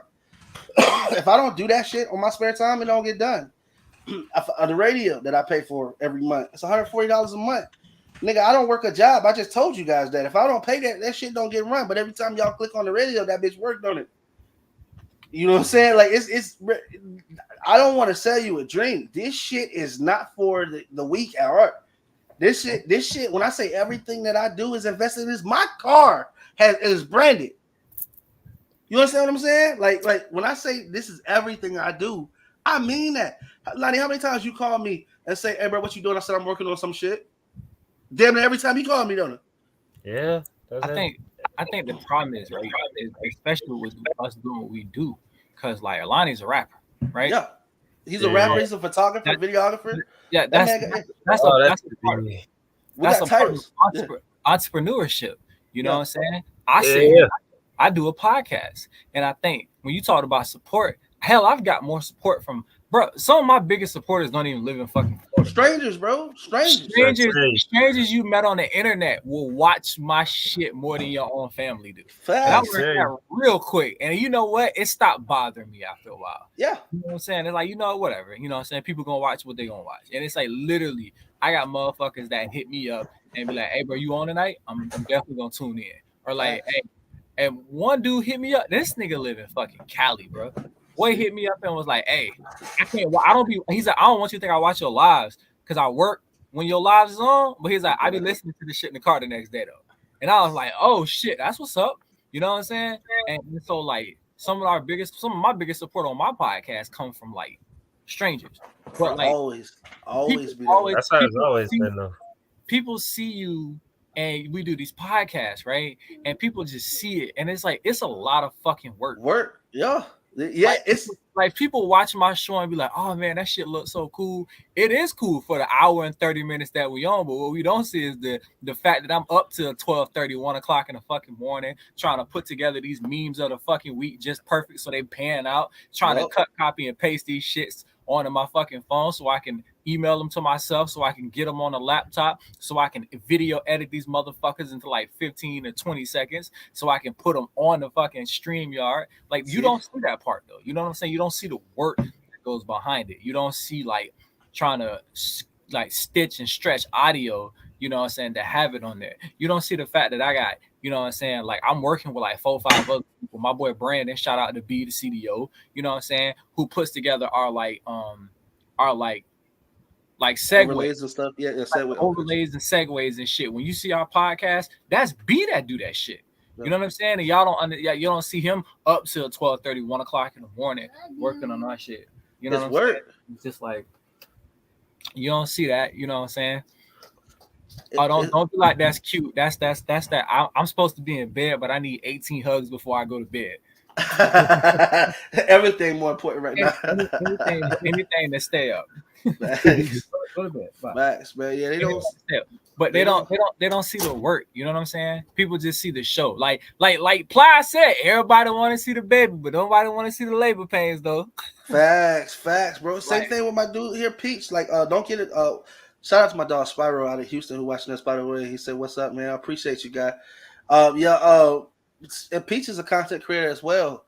Like, all I'm gonna say is this: we all only see and experience 15 seconds of whatever the fuck we're going through. I'm not, because all you see and deal with is what happened right now, but we don't ever see what led to us getting there. Like you know what I'm saying? Like, we all as content creators on this show know that this shit don't just happen. Like, this shit don't yes, at some point we click a button and shit goes live and we sit here and talk. But apart from that, there's shit that y'all don't see. Y'all don't see the hours that we put in with nobody watching. Y'all don't see when we be live and see that there is nobody watching for an hour and a half, but hoping that this shit is gonna record so that somebody else can check it out later, so that maybe the next time they'll jump in this bitch. Right. You know what I'm saying? Like, you know what you gotta be happy with? You gotta be happy with your views. You know what I'm saying? Because it's like when you look at your views, bro, motherfuckers be watching. Yeah, they do. You know what I'm saying? It'd be like, you be like, how the fuck this shit got 180 views? Or how this shit got 300 and something views? And be like, who the fuck watching this shit when I only got a few people on the live? But you know what though? At the same time, it creates a brotherhood. Because at the end of the day, I don't give a fuck if one person was watching. I enjoy hanging out with y'all niggas. I gives a damn. It's like hanging out with your homies, bro. I enjoyed it. I ain't mad. You know what I'm saying? It's like, bro, iron sharpens iron. But we honestly appreciate having you, man. Shout out to my dog Lonnie. The first thing he said was, bro, ain't hopping on. I told him, I said, damn, you know what? I felt bad because I was like, damn, I didn't ask, bro. But it's not because I was like, I don't want to ask, bro.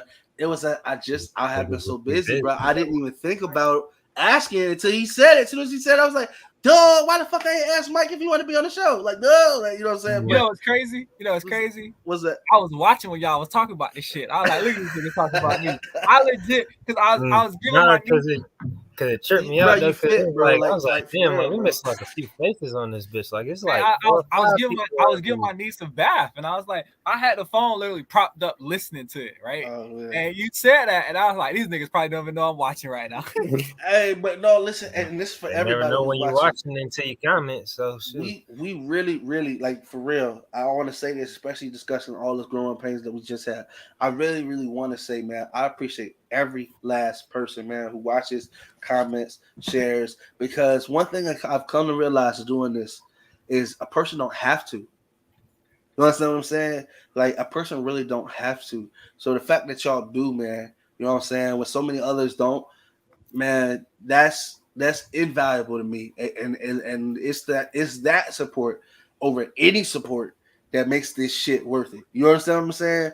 Because, dude, as long as we know that y'all tune in, that y'all enjoy us doing this, that y'all, like you said, it's a fellowship, man. We get an opportunity to get on here and talk, express ideas with y'all, and see y'all feedback.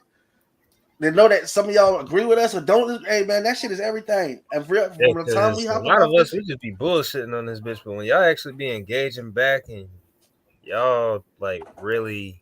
Oh, but it's an 8 shit chip. Like, I just get involved with like what we be talking about. Half of us, we just be bullshitting. So the fact that y'all enjoy it, that's just be adding fuel to the fire for us. Just keep going.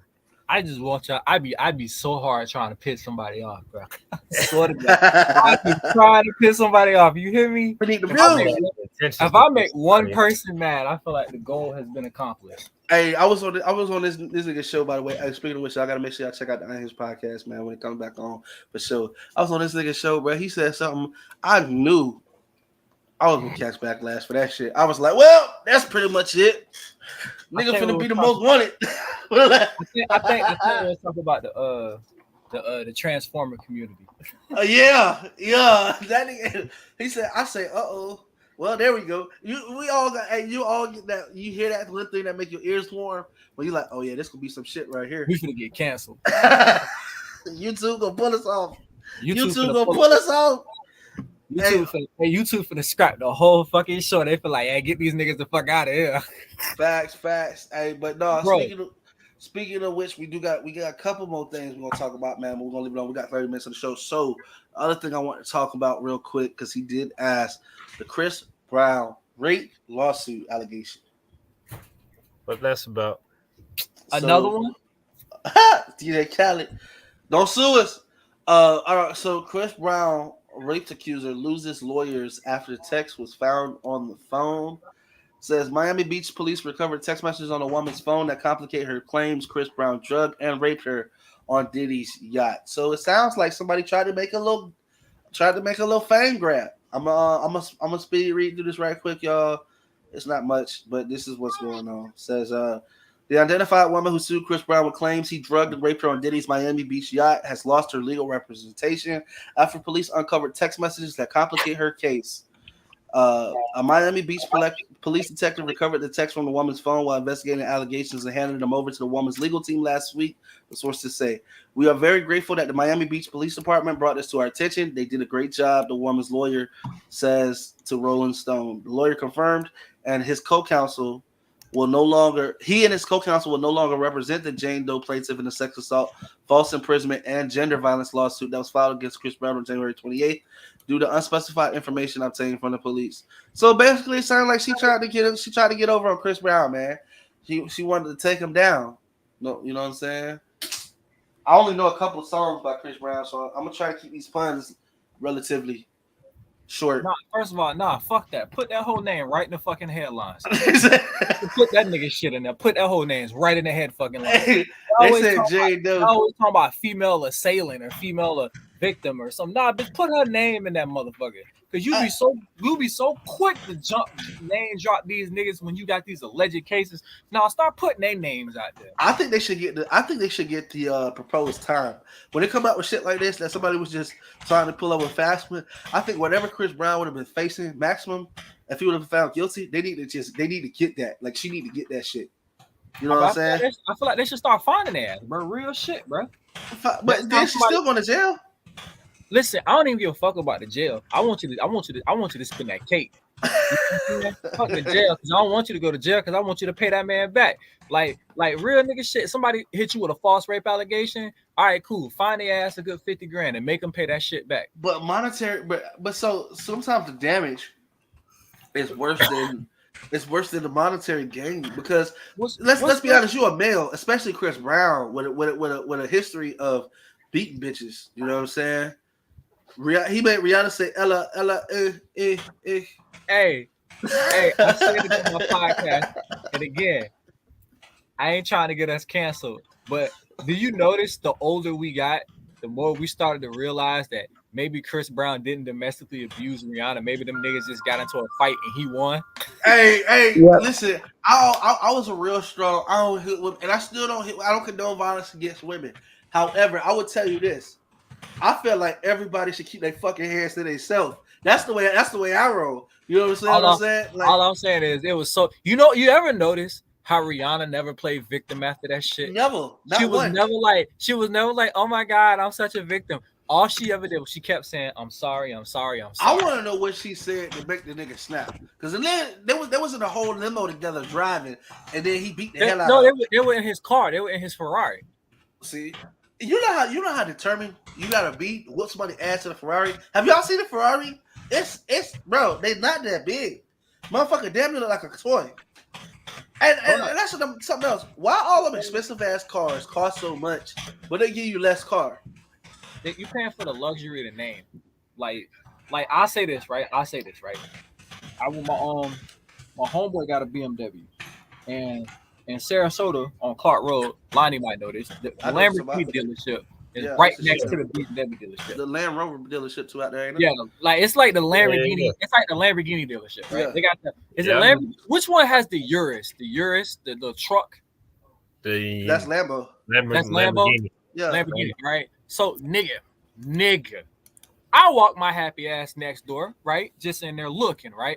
And dude was like, "Hey, how you doing?" I said, "I'm waiting for my whip next door." He's like, "Nah, you're cool. People walk in here all the time." And he was cool, dude. He said, "Hey, you want to sit in one?" Abso-fucking-lutely I do, right? Abso-fucking-lutely. I want to take a picture because I'm about to flex all over social media. Some bitch might think I have a fucking Lambo, right? And it might just work. He said, I'm going to let her believe that shit till I get the drawers. Then I'm going to straight up complete. Like, I got you. I'm going to go get the key, right? So we go, like, they got the little showroom, but they got the little one that sit, like, right outside, right? And there was one out back, right? And so here we get in the motherfucker, right? And first of all, nigga, those seats are so fucking soft, okay? That leather. They're hand stitched, bro. They're hand stitched. Okay, the inside of it felt like a fucking spaceship. Like, I got in the car, bro, and I legit feel like I'm sitting in a cockpit, bro. Like, this shit legit feels real. Yep. Like, bro, when I hit that gas pedal, you feel the fucking car rumble up under you. And I'm just like, I see why a bitch paid $280,000. That's why they call them crotch rocket, bro. That's this bitch nice. So they worth that money. But that Chris Brown and Rihanna situation, that shit was wild, bro. Cause she knew she provoked that shit, bro. Cause the people were saying, like, the shit that was crazy. People were saying, like, one time, bro, he was on set for one of his videos and he was dancing with some chick and she came in and straight cold cocked this nigga in the face. Cause she was jealous. Who? Rihanna? Yeah. Now see. That was the thing when the shit happened. So many people were like, "Bro, she was getting her revenge back from Daisy." Bruh, so many people were like, "Bro, she been putting her hands on him for the longest." That nigga snapped. What happened? Nigga finally snapped. That nigga snapped off on her ass. That's what happened. I don't know where. Well, shout out to Danny who said Lonnie. She in the building. She said Danny. Well, Danny said Lonnie. Snowflake. Yeah, but Snowflake 101 right there. We're gonna. It's Black History Month, so I think you can get away with that. I'm not sure. You got a couple more days. Peach, we get on it. Okay. What's up? We just checking in with you. We know it's a little awkward. You got 3 niggas. Well, plus the 5 behind you, so you got like 8 niggas. We just checking out. We just checking to make sure you're okay. You the honorary brother tonight. I'm chilling. I've been a little stoned, and plus, I really have nothing to say about any of the topics. I didn't like listen to the Migos at all. Why? Because they black? It's Black History Month. Hey, God damn, boy, Momo. I love Kanye. Wait, please. Kanye, you done fucked up. I'm putting you on mute. You done fucked up. Lord. What the fuck? Whoa. Kanye, you don't bring that nigga up this morning. Oh, boy. I don't listen to the Migos. I love Kanye. Wait. Lonnie might as well be like, nigga. You done fucked up. All right, now I feel the need to put an anti-Jew hate on the thing. Like, I gotta listen. He said Kanye, but I don't think that means Hitler just when yet. You're in a black argument. When you're in a black argument, don't mention other black people. Don't do that. $1 million worth of game right here. When you're in a black argument against a current artist, don't use Kanye as a scapegoat. That's the worst thing. I would go so far as to say. Me and Matt had a whole podcast. Now, if you would have said Lil Wayne, you would have got away with it. You would have been a little more better if you would have said Lil Wayne. Wait. What the fuck am I talking about? Look at my shirt. What does your shirt say? Wu-Tang. Okay. All right, listen. Since cash rules everything around you, you're going to have to pay for that black slur that you used earlier, bro. The one about Kanye West, that's synonymous with Hitler. Kanye West. You don't say that, bro. Like listen, what? Listen, so I'm just going to tell you, Peach, like whenever you have a discussion with black people about black people, don't bring up another black person because it sounds like you don't know like who. You said I don't listen to the Migos, I listen to Kanye West, and them niggas don't even make the same kind of music. Fuck. Bro, we was dumb. I said I don't listen to the Migos, so how would I know what kind of music they make? When Kanye said slavery was a choice, I was done with that nigga. Like, he out of here. Can we talk about some of the shit this nigga has said? Kanye done said some real suspect ass shit. This nigga done said slavery was a choice. Remember he had the Trump hat. Remember the shit with the man make America great again? White lives matter. Yeah, I don't know if that's Kanye. The white face mask. I don't know if that's Kanye, but they've been doing some. They had all these. He was white for a day, saying that he was white for a day.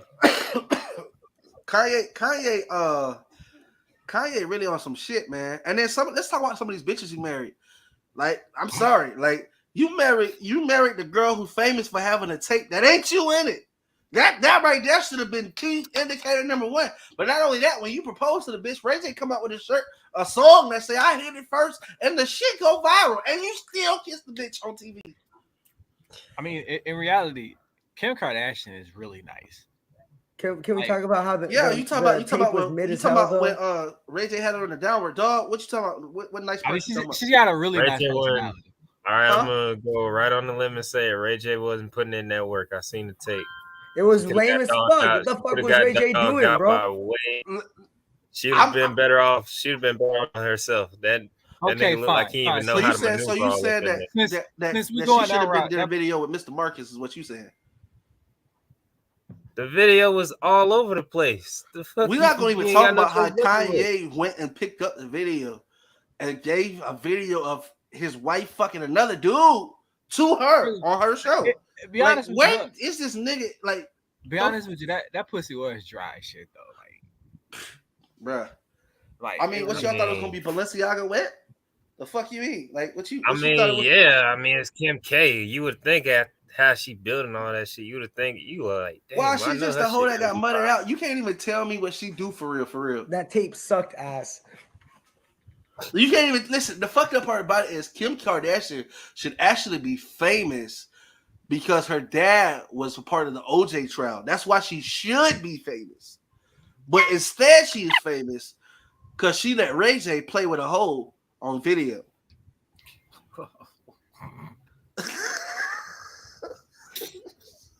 Oh God! What? I'm just like we all in agreement, right? Like let's kick it 1,000, right? Like what has Kim Kardashian ever did besides petition for a nigga to get out of jail? But she got that nigga out of jail, though. You got to give him credit. I'm pretty sure that nigga that got out of jail was hella thankful for this bitch to be I'm sure. her whole to be played with. So wasn't Kodak? Who they got out of jail? No, like the dude was on death row for a crime he didn't commit. They should have put Ray J on death row for 30 years. That pussy. Bro, he was on death row for like 30 years, so she got that nigga out of jail, bro. Like Donald Trump gave him like amnesty or some shit and let his ass out. Okay. I also want to point out, I want to take this opportunity to point out that Donald Trump actually gave money to the people, whereas Joe Biden actually is giving all our money to some people overseas. I'm not voting for John. I'm not voting for Trump. I'm just pointing out facts. Just saying. I don't want people to fuck. You need to be giving some of that shit back. Hey, you see that nigga tax return? I want whoever doing his tax returns to do mine. That nigga ain't paid shit. He done made billions of dollars and ain't paid shit. Bruh. At all. Hey, that's what I'm saying. If fuck the IRS was a person.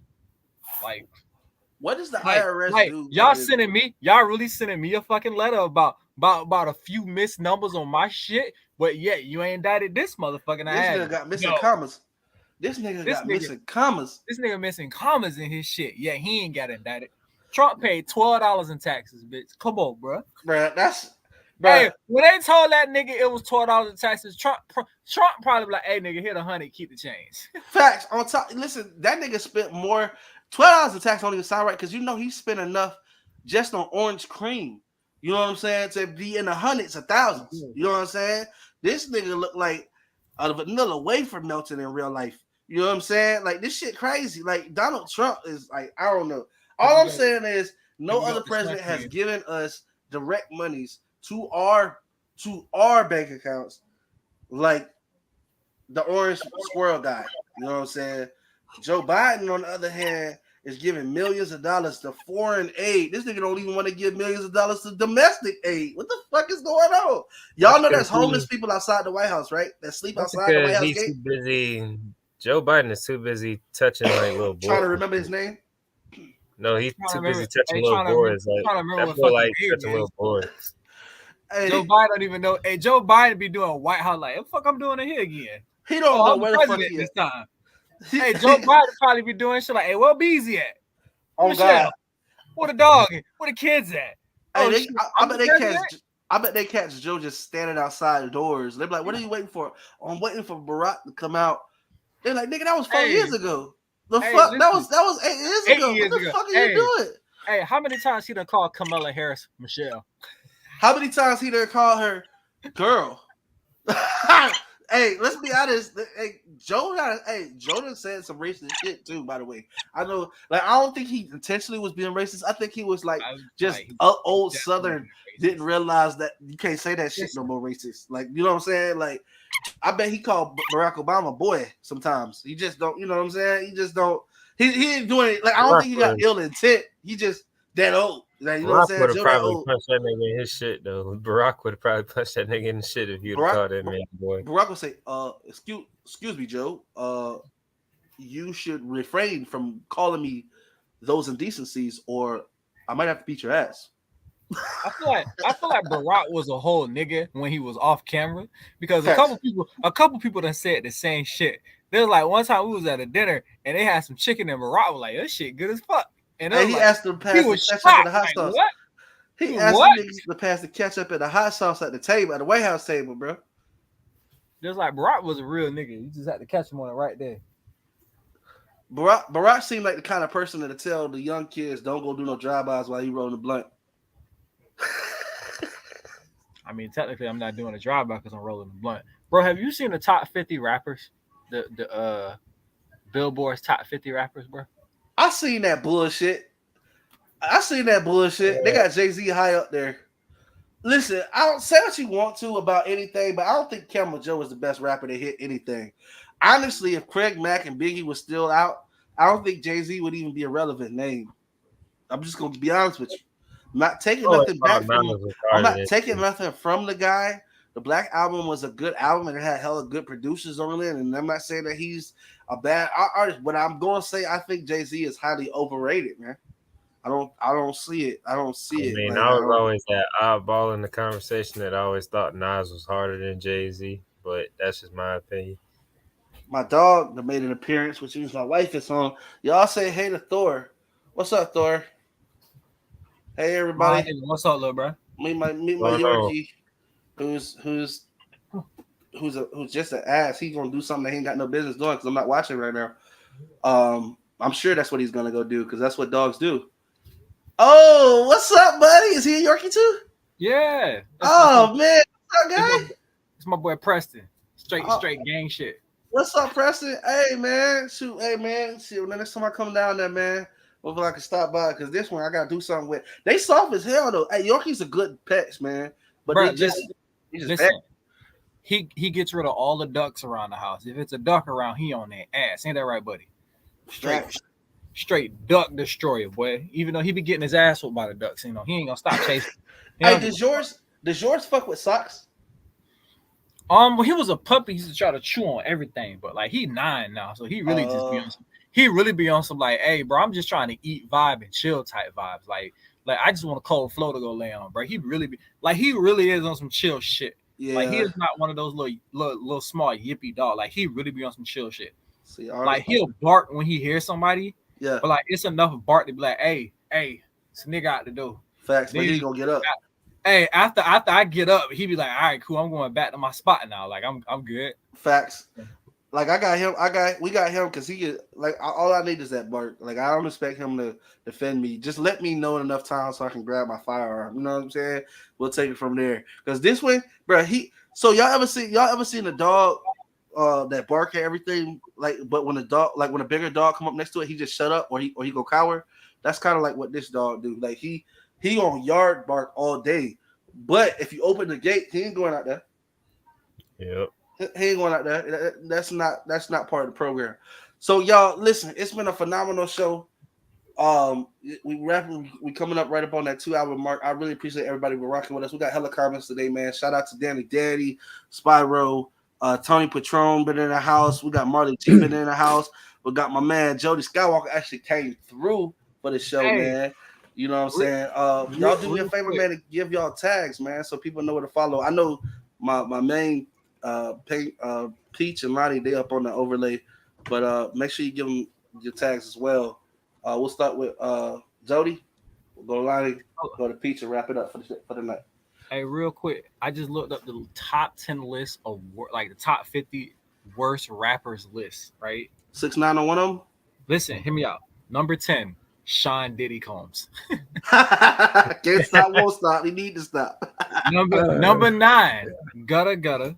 Number 8, okay, good night. 6ix9ine, right? Number 7, Smoke Perp. Oh, Smoke Perp. All he did was scream. Yeah, number 6, Lil Pump. Yeah, definitely. Hey, number 5, Lil Flip. Yup. Lil Flip, game over? Yeah, number 5, Lil Flip, worst rappers of all time. Damn. Number 4, you ready for this one? Who's this? OJ the Juice Man. Hey! Hear me out. Hear me out. You ready for this one? What's you that? You're gonna be shocked by number 3. Who? Gucci? Master P. Man, just say, I don't know about that one though. Number 2, Lil Yachty. That's fact. No, okay, no. That last album he just fucking dropped was good. Yeah, but that's the problem. All of them are rap. supposed to be good, Peach. All of them, you're a rapper. All of them are supposed to be good. Okay. You're not supposed to say that last one was good. That means the rest of them was shit. Number 1 worst rapper of all time, Silk the Shocker. Oh, I just been shocked by Silk the Shocker. Hey, Silk the Shocker. Yeah, that's pretty bad. But there were some people that didn't make the list that should have made the list. And that was the top 10. You also got Waka Flocka Flame, Corey Lively, Birdman, Vanilla Ice. Who the fuck is Kid Boo? Kid Boo's fucking ass. Kid Boo sucks ass. You got Yeet, Benzino. Ooh, they tried it, boy. Okay, no, they tripping now. What? Well, okay, they got Plies. They got Plies. Yeah, who made that list? Nah, they tripping. Who made that list? They tripping. TMZ. That's a Florida thing though. Like people, Cardi B is actually a good rapper. I might not like her in person, but Cardi B be spitting the shit out. I'm about to say she actually pretty decent though. Like she's got a lot of ignorant music, but she actually They put Gunna. I mean, well, yeah, Gunna. He should be on the top number 1 snitch, the top best snitch rappers. Chief Keef wasn't all that for me, but Soulja Boy. Yeah, he wasn't. Soulja Boy should have been top. All right, he should have been number one. That nigga could never rap. He could be one of the worst rappers, but if you saying like party starter, like little crank dance little niggas, then yeah. Hey, okay, rap in general, yeah, that nigga's ass. Back then, I don't think none of Soulja Boy's songs are fly now. It was just we was at a sad place in music around that time. Number 26 was Nick Cannon. Whoa! Hey, this nigga should have been in the top 5. I mean, I really never took Nick Cannon serious as a rapper. We just gonna keep it frank. Nobody never really took Nick Cannon serious. I know how he got there. I know how he got to 76. They must have surveyed a bunch of people, and half of them were his kids. Oh, there's a shit ton of them hoes out there. Shit. That's actually all right. Yeah. Oh shit. Good job. But not the one that died though. Shingy. Oh, I think I got the title. I think I took it just then. Remember, he did have that baby that passed. You remember? Like, I'm not trying to even be. Yeah. Number 28, Saint Lunatics. Nelly, they said the whole Lunatics. The Saint Lunatics. Bow Wow was 29. C Murder is 30. G Herbo is 31. Wait, hold on. Riff Raff? Yeah, Riff Raff from Texas. Yeah, I mean, it's Riff Raff. French Montana is 33. Wait, so is the list going in order? Like it's supposed to be I'm reading top, or it's supposed to be worse as you go along? Because I think worse was number 1, so I'm reading them. I'm just reading. So you mean to tell me that Gunna was better than everybody who you listed above him? Yeah, like after Chief Keef, Soulja Boy, Manny Fresh, Nick Cannon, Chingy. No, what? Bow Wow, C Murder is number 30. G Herbo, Riff Raff, French Montana. I think TMZ got hacked. I can't believe that. Yin Yang Twins? Yin Yang done it again. Huh? Mike Jones. Oh, y'all tripping now. Who? Mike Jones. Who? All right. Lil Uzi Vert. Yeah. Yeah, I still. Bro, I only like one song by Uzi, and that's that. I don't give a damn if you got. Other than that part, bro. I don't. Bro, okay. Number 37. 36 is a tie. They have 37 is a tie. Flo Rida and Pitbull. Like what? They're on the same level. I think Pitbull and Flo Rida flow better than most of the niggas you listed up there. Bro. Here we go. Young Thug is 38. P.D. Pablo 39. Gucci Mane's number 40. Designer is number 41. That nigga should have been Hold on. Tony Yayo should have been in the top 5. Bro, I don't know what this list is with somebody trolling. This shit is Tom McDonald. Oh hell, Iggy Azalea is number 45. She definitely should have been in the top 5. This bitch. Oh, who the fuck is Playboy Cardi? Exactly. Oh, that's that Millie Rock nigga. In New York, I Millie Rock. Hide it in my sock. In New York, I Millie Rock. That's that nigga. Let's talk about that dance, by the way. Y'all don't find it a little suspect? Ooh, Nelly is 46. Who's Raza, RZA? RZA from the Wu-Tang Clan? Fucking Wu-Tang Clan. Oh, from the Wu-Tang Clan? Bro, I don't even want to hear no more. They fucked up. Like they fucked up. Okay, hear me out. Number 49. He got off. Is Eazy-E. Yeah, Cruise. Eazy-E was talking that shit back in the day. And to round out the list at number 50 is NBA YoungBoy. Yeah, somebody trying to. I think the list was in reverse. I think at the end they call themselves listing the best rappers. So as you got further along, because like number 44 is Future, and I'm like, nigga, have you not listened to this nigga? This nigga is the toxic king guy. I love listening to Future. Yes, there's nothing like listening to some Future. We didn't talk about NBA YoungBoy. That's the only thing. That was the other thing I want to talk about. If y'all got a minute, we can holler at, or we can save it for next week. I want to hear about this NBA YoungBoy. All right. Well, so basically, NBA YoungBoy is he's ashamed of the music he created. He feels like he led a bunch of people blindly down a path of evilness, violence, and he doesn't want to continue making that kind of music. He's been talking to Mormons and wants to now become a Mormon. He wants to be baptized. And he's been, I guess, talking to the Book of Mormon, a lot of these saints, and lately they've been coming to the house, and he's even shouted him out in a song. So, but he's came out publicly and said that he doesn't want to make that kind of music anymore, and that he's ashamed of the music that he used to make, and he wonders what his kids will think about him as they grow up and listen to the music. So he's just, Now you know a lot of people are speculating that he's been cloned, and it's not the same nigga. Hey, you heard my nephew just say he a clone. It's Gucci Mane 2.0.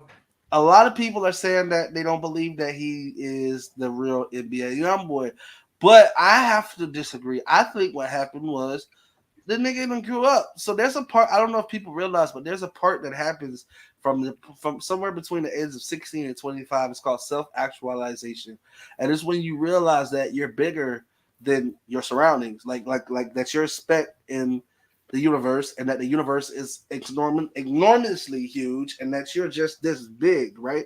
It's something that happens in everybody's life. They understand that they have a bigger purpose of just waking up every day and doing the mundane shit that they do.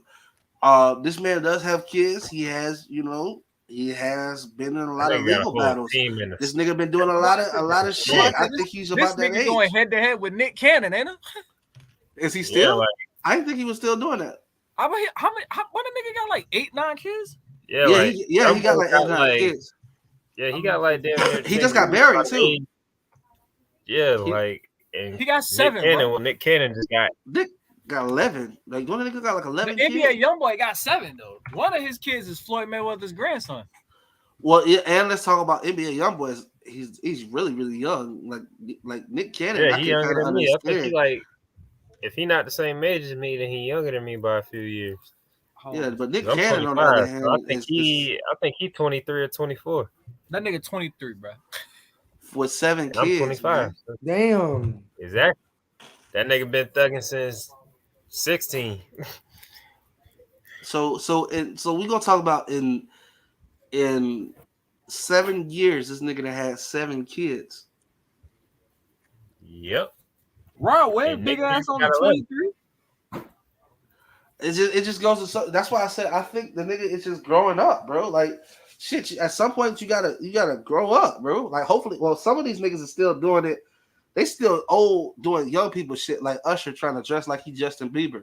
We're not talking about that shit. You know what I'm saying? The nigga grew up, bro. Like he don't remember we was talking about earlier when you got money, you live differently. He realized he don't have to do that shit, bro. He don't have to be doing that shit. That nigga got the biggest cult following of any rapper on this planet Earth right now, bro. He don't have to be doing that shit, bro.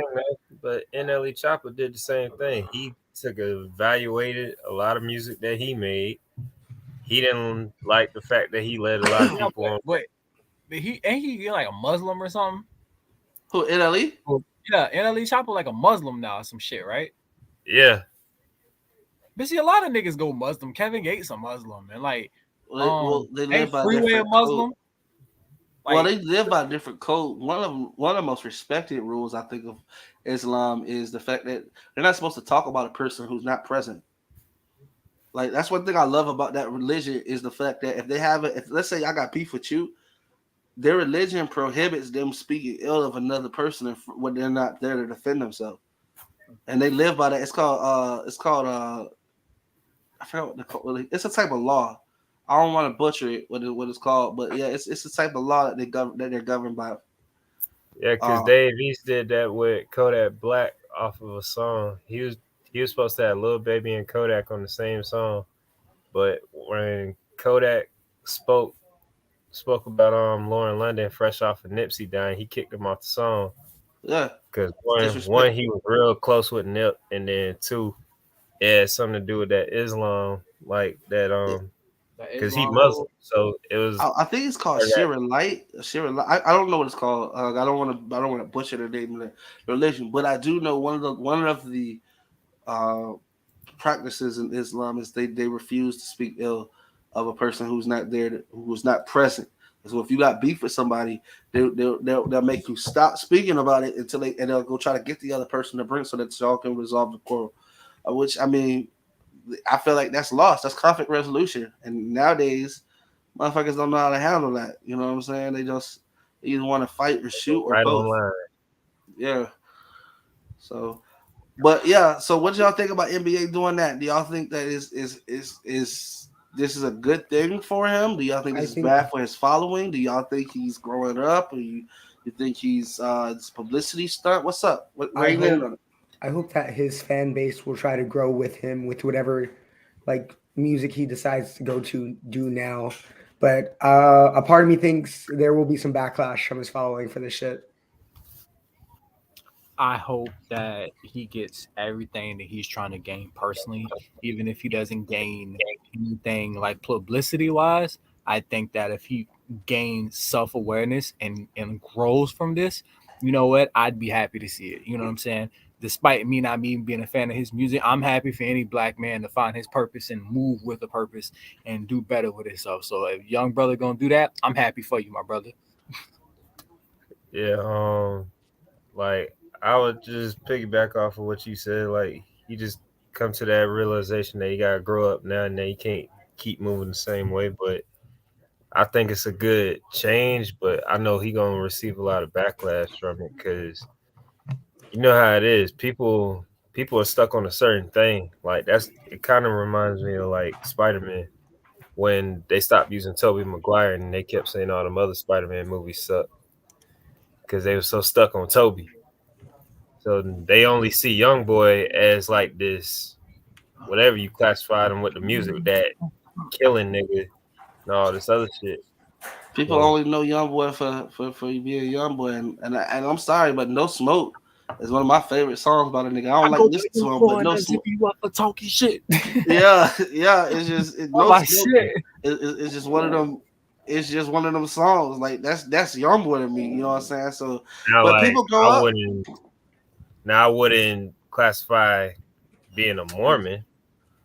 I wouldn't classify being a Mormon, but I mean, I like the fact that he want to shift his subject matter on music from. I think he's trying to get more wives. Might be. I think he's trying to get more wives. He want to be a Mormon. He want to get baptized because he wants some more side. I mean, the nigga already got 7 kids. You trying to compete with Nick Cannon and get 11? Hey, he's gonna be a young boy. He really ain't got to compete with Nick. He just got to keep having a kid a year. Like that's it. He got the money. You know what I'm saying? But yeah, that's a lot of headaches. That's a lot of headaches and personalities to be dealing with. Niggas a lot of music to be made. He ain't dealing with them all. Yeah, he gotta pay child support if he don't. Hey, you know what I'm saying? I hope he having a good change of heart with a good change of pen because boy, he gonna need it. All right, so real quick, y'all go ahead, man, and give me y'all information, man, where people can follow these kind of people been watching with us, man. And we're gonna be back. I'm gonna try to do it again on Sunday for sure this week. I know last week I couldn't make it. But if it changes, what time Sunday? Because the game on. Oh, it's Super Bowl Sunday, isn't it? Yeah. We'll not be doing it on Sunday. We will not be doing it on Sunday. I'm not even gonna do it. We'll be back next Thursday for sure. Or if you like, you can catch up with you can catch up with the High Counsel on No Offense Radio. We have updated it so it's not playing the same episode anymore. It'll actually playing the previous episodes that you guys see on video. But if you guys want to hear the council, hang out with the council on Sunday. It'll be available 6:30 Central. It'll play for about 2 hours. But we're gonna start with Mike, go to Press, go to Lonnie, and then we're gonna let you guys go for the night. Hit them with your tags, guys. Oh yeah, get at me, your boy Jody_Hendrix21 on Instagram, and you can follow everything from there. You know, the Unhinged podcast will be back in a couple months, and yeah, man, we're gonna have Matt, we're gonna have Lonnie, we're gonna cut a fool, bro, because we got some shit to talk about. And we trying to ruffle some feathers. We trying to get baby back canceled. We trying to baby back canceled. Facts, bruh. Listen, because one of the subjects, right? I'm pushing buttons, bro. Right? I was like, if your child is born with a disability, you should be allowed to put it up for adoption. Like you should be allowed to be like, I don't want this motherfucker. It's defective. Damn, bro. They find out. I agree. They find out before the baby's born that he's gonna have a deformity, bro. That's fucked up. But listen though, what if your baby got like cerebral palsy and you just like, yeah, no, I ain't dealing with this shit, and drop that motherfucker off at a fire station? You wouldn't do that shit. If it was a regular kid, you wouldn't be mad. So why you mad at that? Oh my god! So you said that the disabled kids should get an opportunity to be left too? Is what you said? No discrimination. Equal opportunity. Everybody getting ditched. That's equal rights right there. In Spartan times. In Spartan times, bro, if you were born with a deformity, but they just tossed your motherfucking ass. In the hole. Like, no, we can't have this. Like they just tossed you, bro. In some cultures, bro, they just tossed the baby, bro. Like if your baby came out with one arm, your baby was tossed, bro. It was a wrap. Oh, go to the baby pile. Hey. Dr. Kirk Connors in Spider-Man, he should have got tossed in because he only had one arm. Hey, grand opening, grand closing. You know what I'm saying? They gonna pull the plug on that show, man. Let me know. I'm about to say, boy, your show finna be the most canceled. We could probably double book that one because we'll have to start the stream up twice because the first one definitely gonna get pulled. As soon as you say that shit, they gonna Hey, keep fucking around. I made 3 of them bitches. Stop playing with me. Hey, you had a link to all 3. Don't worry about it. Show 1, show 2, show 3. As soon as they cut this motherfucker off, we back on this bitch. We'll click over to the next one. Hell yeah. That's it. We'll click over to the next one. We continue with part 2. Part 2. We gotta talk about some shit. This guy, hey, I'm definitely gonna be there. I wouldn't miss it for the world. I'm gonna bring my catchers in case we throwing babies. I gotta be there. That's my type of topic. Yeah. He said that's my type of topic. I've been waiting all day for this shit. Peach, give me your tag, bro. God damn. What's up? My name is Peach. I'm a Twitch streamer, content creator, the leader of a group called SWE, Smoke Weed Every Day. We're a bunch of smoking Twitch streamers. Check us out, SWE_creators, Twitter, Instagram. Check me out personally, Prez Peach, TikTok, Instagram, Twitch, wherever you can fucking find me. Just search up Prez Peach. That's President Peach, PRES Peach. That's it. There y'all go. Y'all make sure y'all give my boy a follow, man. If y'all got Twitch, make sure y'all hit it for sure. Lonnie, go ahead and give me your tags, bro. Word. So, if you want to catch me on the gram, SB_Lonnie, SB_LANI. And that's where you can catch all my music, all of whatever else I be having my hands in, because I have my hands in a whole bunch of other shit. And then, but if you want to holler at me and get either your videos of any kind or your pictures of any kind shot by Critical, shot by CRITICAL on Instagram, Critical Visuals on Facebook. So yeah, just hit me up, follow me on all those, and come on, get shit shot by a shooter. Hey, and my boy doing OnlyFans content too, ladies. So if you're looking to get, I got all that too. If you're trying to get somebody to professionally pop that pussy for you on OnlyFans, boy, holla at my man Lonnie. Yep, so will. I got the ski mask for it and all for my character on there. What you mean? Did you say you got the ski mask? Yep. Yeah, this nigga I have a whole alter ego for that character. Phantom fucker. Y'all can check out Press Peach. Y'all the only ones that's gonna know my identity. It's gonna be called Phantom Fucker. Phantom Fucker. I'm on Only Feet. Y'all can look up Mr. No Offense on all platforms. I'm on Only Feet. Y'all gotta hurry up because I'm changing these white toenails to black.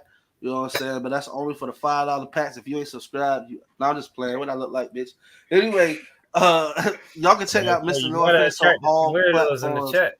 On Instagram, y'all can check out the No Offense Network, but everything else, we Mr. No Offense on everything, man. You can check us out. But till next time we meet y'all definitely stay safe, love one another, and remember, don't wait on the world to change when you can change the world. We out.